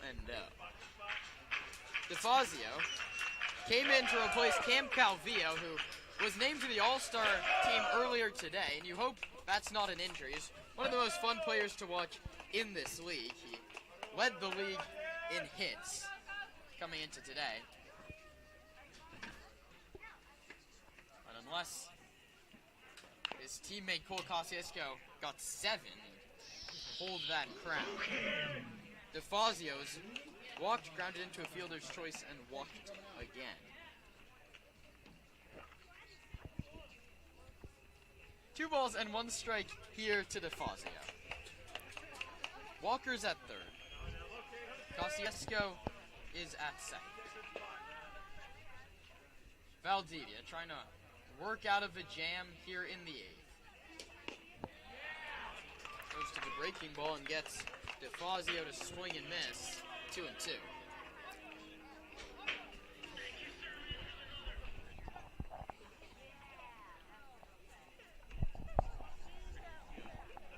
And now, with 2 strikes, Zach Pace will draw the infield in. Unwilling to concede a run for an out in a close game late. What do we always say, Ryan? He has to keep his team within a slam. Valdivia comes home. That's bounced back to him. Valdivia caught it on the fly. He picked back to third and got him. What a play from Raul Valdivia. He snares the line drive, back picks to third. Finally, something breaks the Stompers' way. They'll try and get it going offensively, down 6-3 as we head to the last of the 8th inning. Great play by the Stomper pitcher.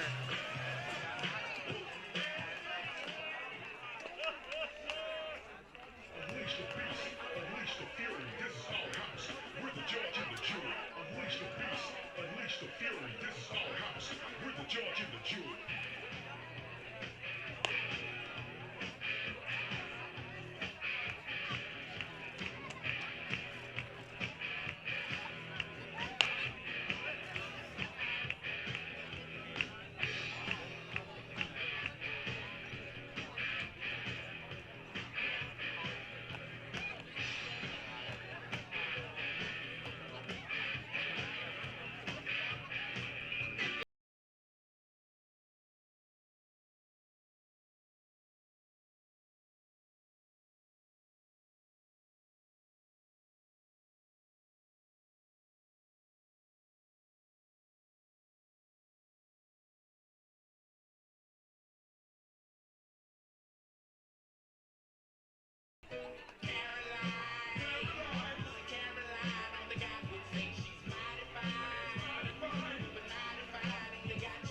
batting, shortstop Trent Abel.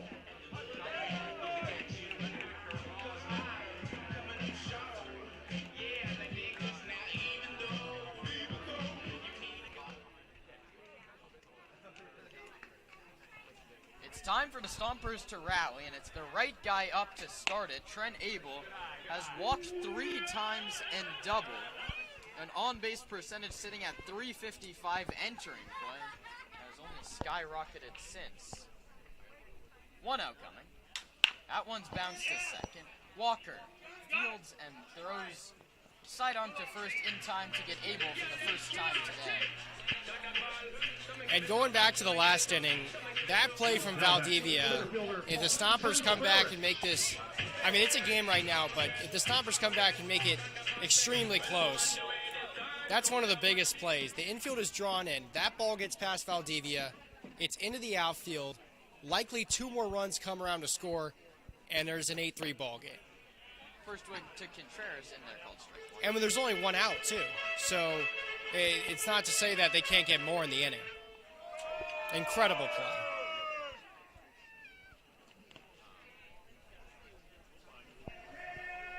No one is in the dirt. 1 out.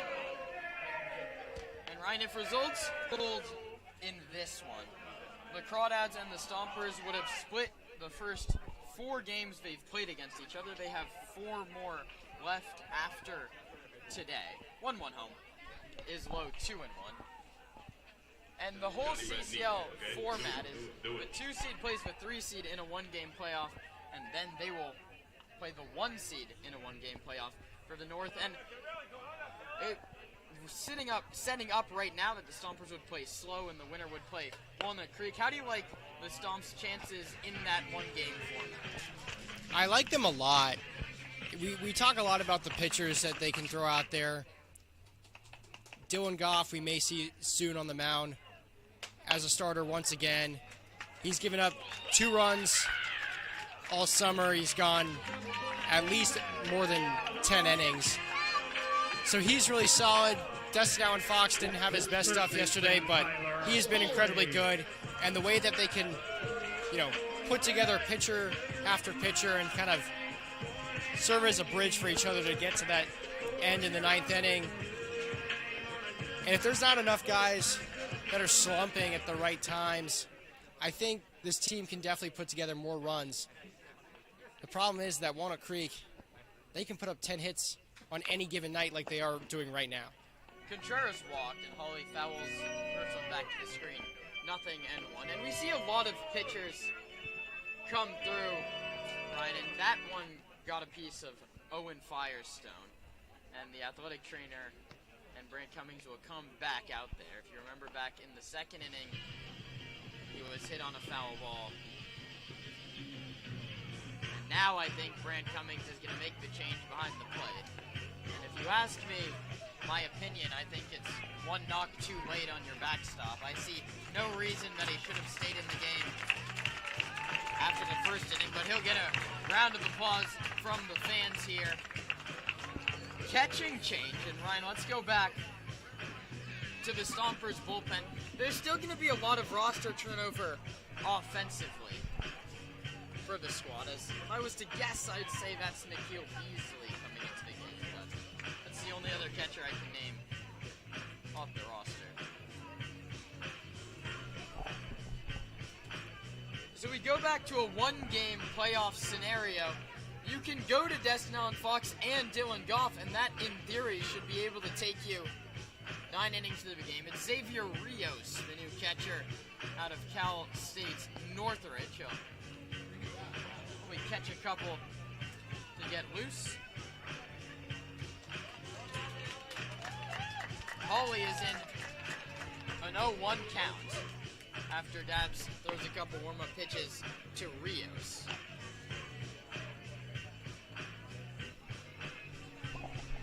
Yeah, and obviously, I mean, not the new format, sorry, but the format, it allows any team that gets inside that top 3 to win it. You need just to have 2 of your best games. It's probably gives the least advantage to a 1 seed in any playoff format in any sport that you can think of, right? Getting that one, bye doesn't mean as much because obviously anything can happen in a one-game playoff. I was going to say the exact opposite, Ryan, that you get saved 50% of the baseball that the other team has to play. In this scenario for the Stompers, if you go Fox to Goff to beat Slow, neither of those guys are available the next day. And that's why Zach Pace employs so many arms throughout the entire season. He'll throw out 5 pitchers in a game on routine to get him through the regular season CCL North games. And that puts you in a very difficult situation if you're Zach Pace. It's 2-2 to Tyler Hawley's fastball misses in. The Stompers still trying to rally and take this one. But if you're in a close game, Ryan, in the first one-game playoff, we'll say after Alan Fox is gone, do you throw Goff out there to try and win that night, or you save him for the next day? Hawley hits a ground ball to third. It goes 5-4-3, and the throw goes wide. Hawley quickly heads towards second. Rios' throw is wide of the bag. He slides in safely. And as Ryan has mentioned, it's a very odd game. Continues to get weirder and weirder. It's a fielder's choice out at second. You can never assume the double play. I think the error will go on the first baseman on his throw to second. And if it was not a 3-run ball game, Tyler Hawley might stay at first base. But the Stompers pushing the envelope need to close the gap, and they can't wait until the 9th to do it. They got to sprinkle in some runs and put some pressure on the offense of the Crawdads.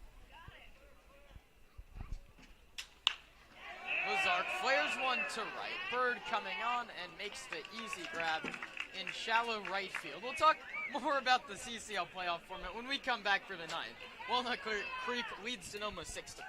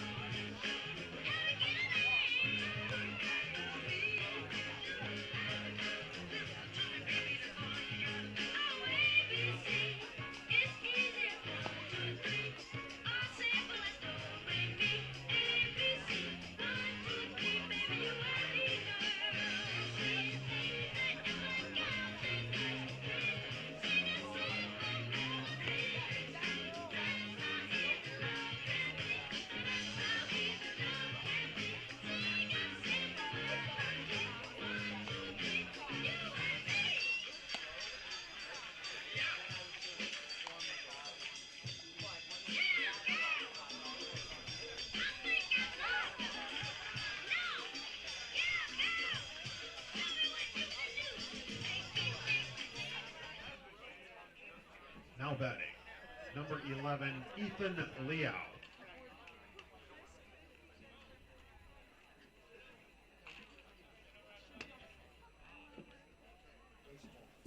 Ninth inning here in Sonoma. Raul Valdivia looks to keep it just a 3-run deficit. First pitch fastball at 85, right down the middle for a called strike one. To the right-handed hitting Ethan Liao. Raul Valdivia made maybe the play of the year to start a Sonoma stack double play to end the last inning. That one's grounded past the dive of Lazark. The second baseman Ramos was shaded way up the middle, so Zark was the only guy who had a chance. Number 14. That's a nice piece of Roy. hitting from Liao. He sees the field set up with nobody in the 4-hole, and he punches it through.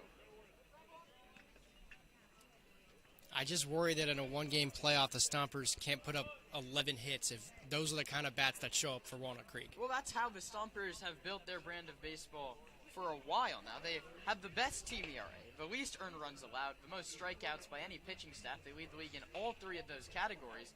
They're last in the CCL North in slugging and last in OPS. And that works when they had the last week. They were winning games 4-1, 5-1, 3-1. And then there's games like this where you can't chase down 6. It feels like an impossible target for this offense. Valdivia comes home and it hits him in on the hands. It's going to be ruled a foul. Well, we're in the exact same situation earlier in the game. So off the bat and then well, I think on the it hit him hands? on the hands, but he went around on the pitch. If you're Gonzalez, you have to make sure he's okay. They're going to put him at first base, and Zach Pace is going to come out and argue. You have to appeal right now. If you're Rudy Gonzalez, you have to appeal. Or if you're Zach Pace, you're going to appeal. Yes, he did. So they get the call right. Ben Royo will stay in the box, but right now he's crouched over in pain. And, of course, the first thing you have to check is that Royo's okay. 85 clipped him in on the hand. that appeal could have just came way sooner and just avoided all of this.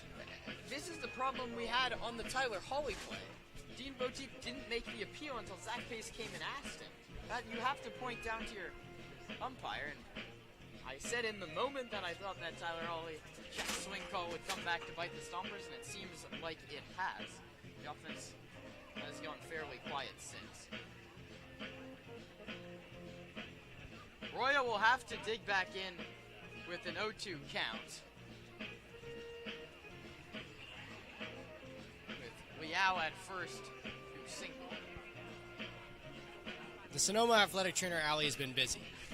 Very busy. Exactly. And we'll go back to the Crawdads dugout to check on Owen Firestone, who was clipped twice and eventually came out of the game. Royo will dig back in behind in the count 0-2. Stompers would drop to 6-9 at Arnold Field with a loss and 4 games behind these Crawdads. 0-2 pitch is low, 1-2.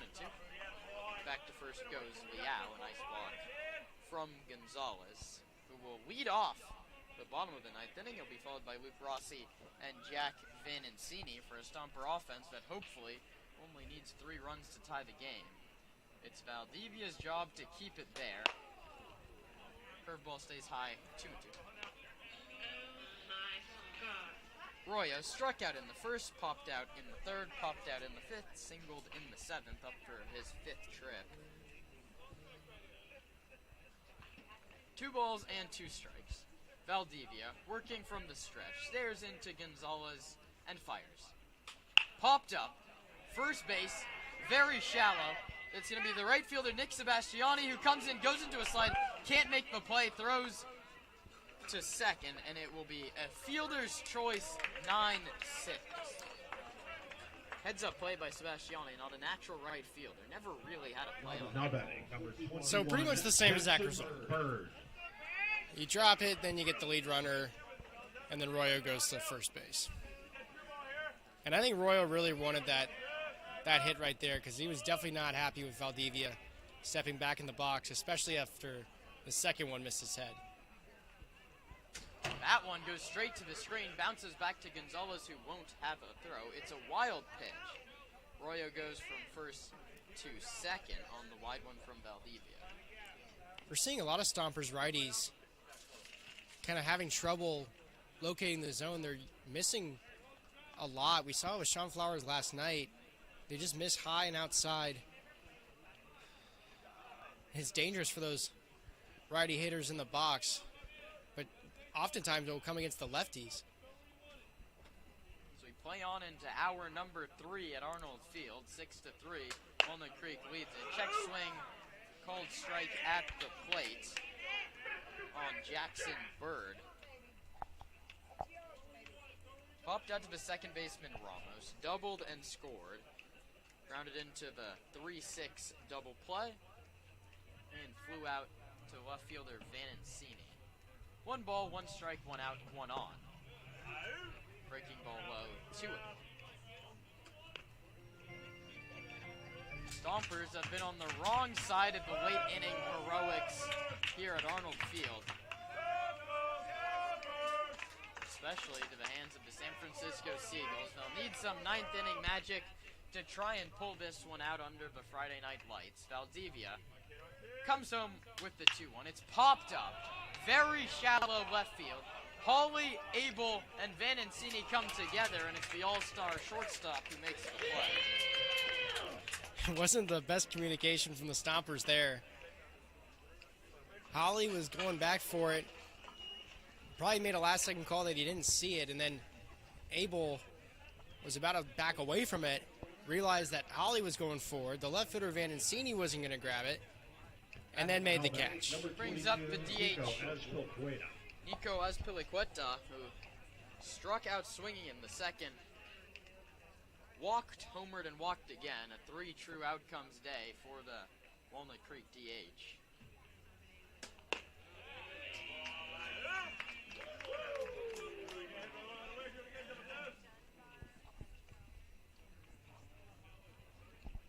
No balls and 1 strike to Azpilicueta. Stomper pitching, looking to retire him for the first time since all the way back in the second inning. The 0-1 home drops in, 0-2. Valdivia worked out of trouble with some nifty defense in the 8th inning, looking to work out of it via the K here in the 9th. Staring into Rudy Gonzalez to get his sign. Now comes set at the letters. Ready to pitch the 0-2 to Azpilicueta. Here it is. Popped up, foul down the right field line, out of play. Stompers back in action tomorrow. 6:05 start from Arnold Field. Come out to the ballpark. You can buy tickets on our website or give us a call. If not, catch us on the YouTube stream. Pregame show starts at 5:55. 0-2 home is low. Gonzalez keeps it in front, and that keeps Royo at second base.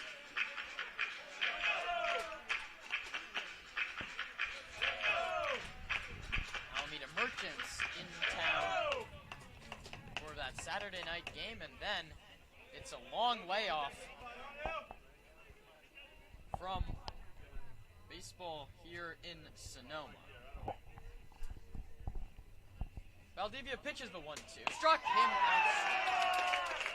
First K in 2 innings of work for Raul Valdivia.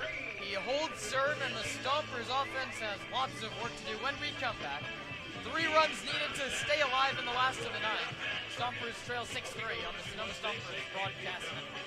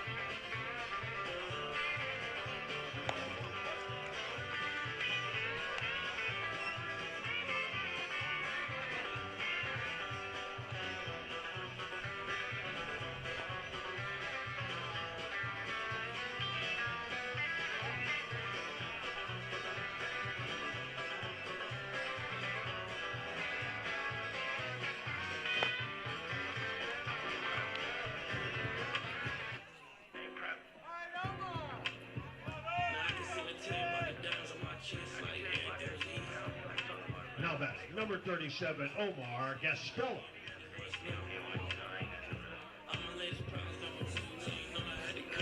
Gastelum ready for at-bat number 2 of year number 2 here in Sonoma. Late addition to the roster. I'd assume Zach Pace has a couple more moves up his sleeve as rosters don't finalize for another few weeks. Omar takes high.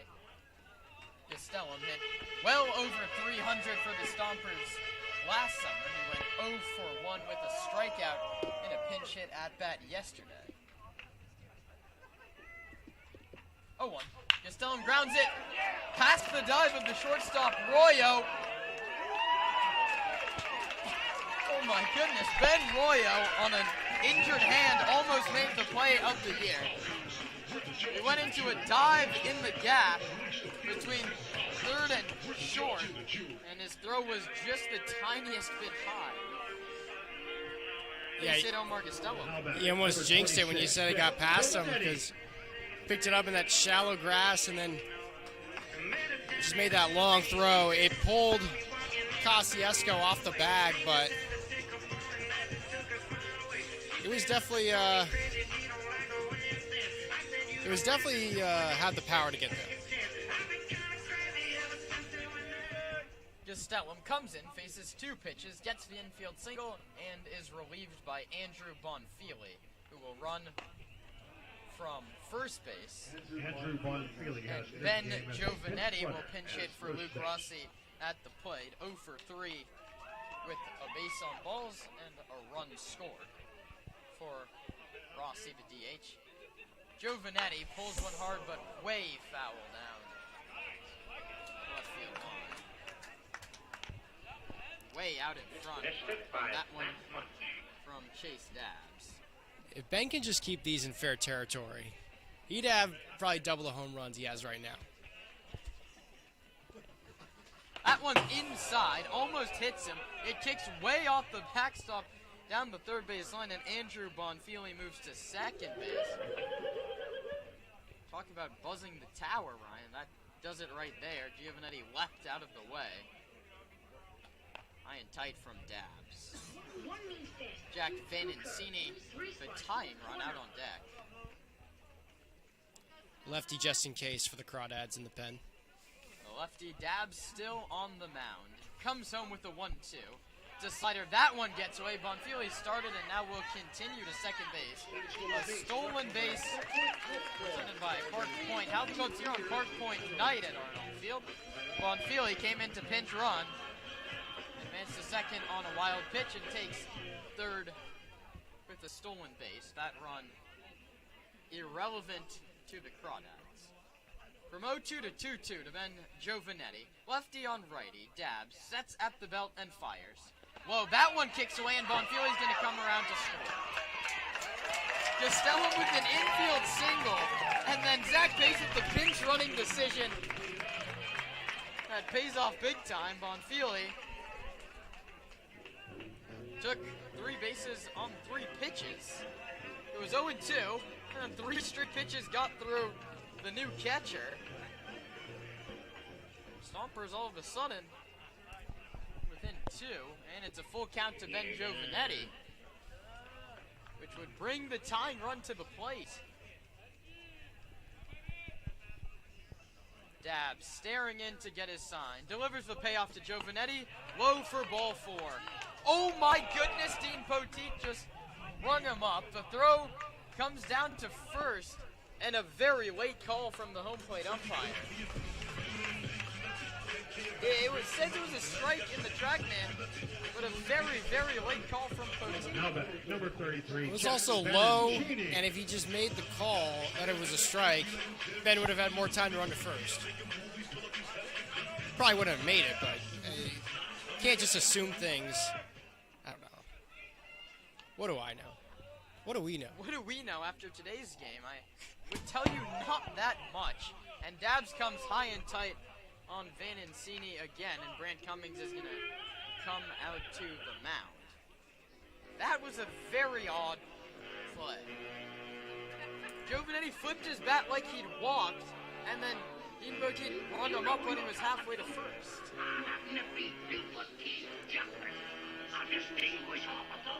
Cummings comes out to settle down his left-hander.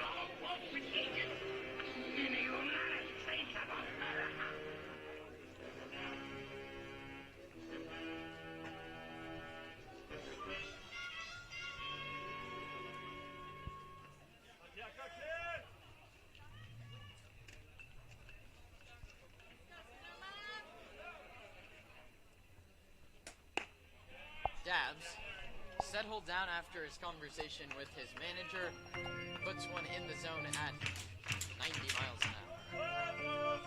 6-4. The Crawdads lead the Stompers.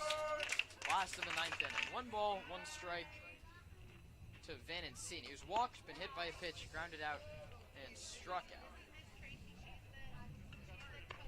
Owen misses the counts. 2-1. The Stompers need a base runner to bring the tying run to the plate. Nick Sebastiani on deck, and then the top of the order in Elijah Ramos. Outside 3-1. And Ryan, I've decided I'm going to give it like 3 seconds after the pitch comes in, and then wait for the call to come in so I don't embarrass myself for the 10th time today with the wrong call. 3-1 is in there. Filler up, 3 balls and 2 strikes to Jack Vanencini, who defensively has had an easy breezy first day in left field. 3-2 pitch coming from Dabbs. Vanencini takes high for ball.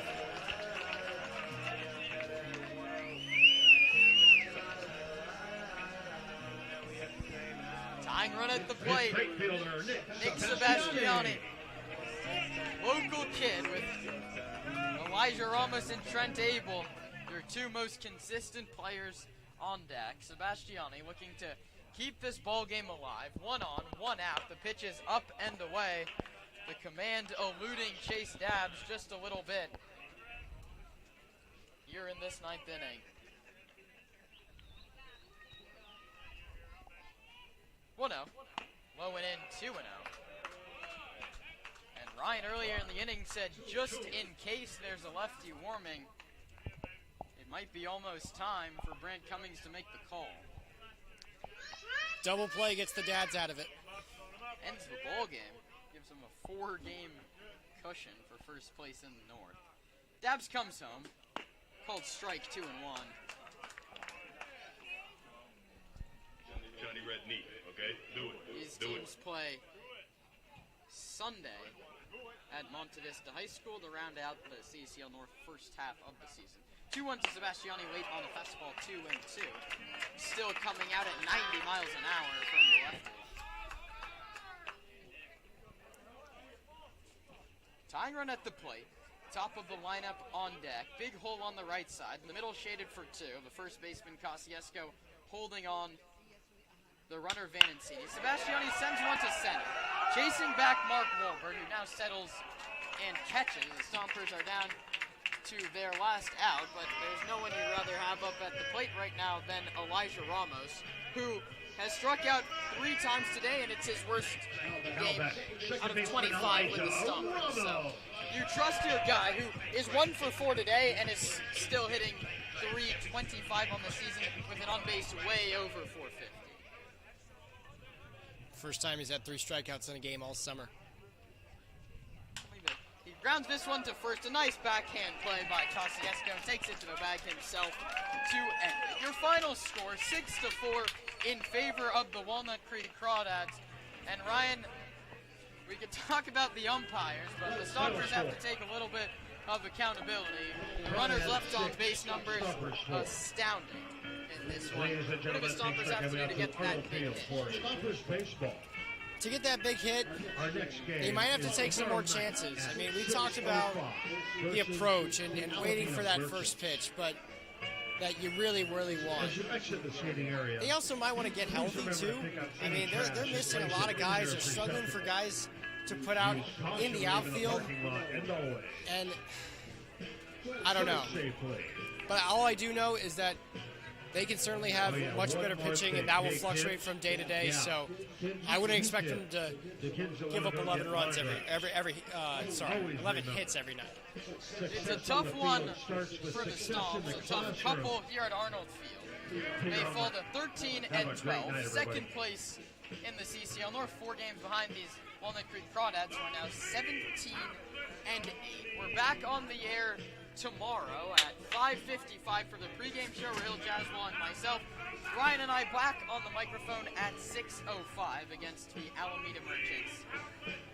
Your final lines, one last time: 6 runs on 11 hits and 1 error for the Crawdads, 4 runs on 8 hits and 2 errors for Sonoma. They left 14 runners on base. Your winning pitcher is Carson Yasa. Your losing pitcher is Tyler Mooney. For Rahil Jaswal, our sideline reporter, everyone that makes this broadcast run, and my broadcast partner, Ryan Bridges, your final score from Sonoma, 6-4. That's all we have tonight from Arnold Field.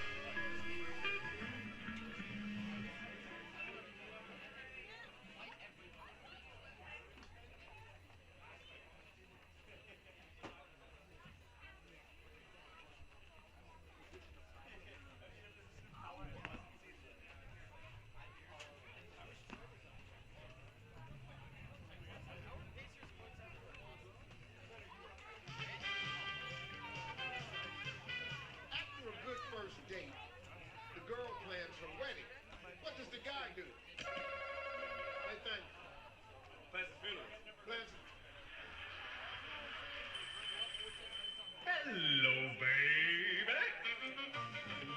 Yeah, this is the Big Papa speaking.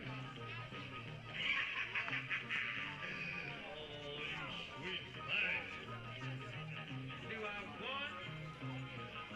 Will I want? Oh, baby, you know what I like.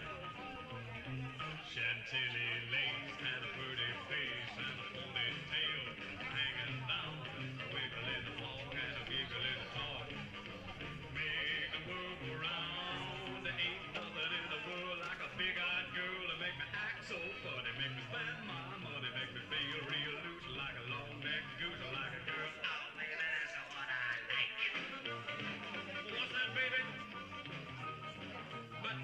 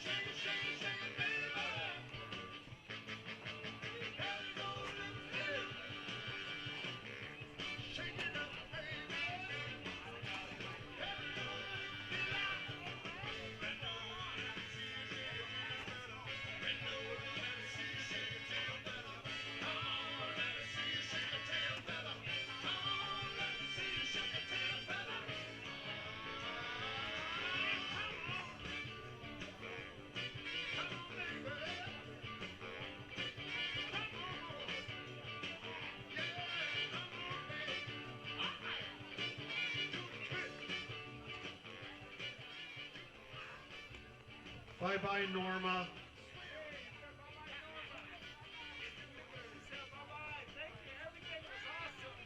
Well, except the score. But, yeah, Oh, I hope to see you guys come back, okay? Make sure to bring Norma. All right. Have a great night.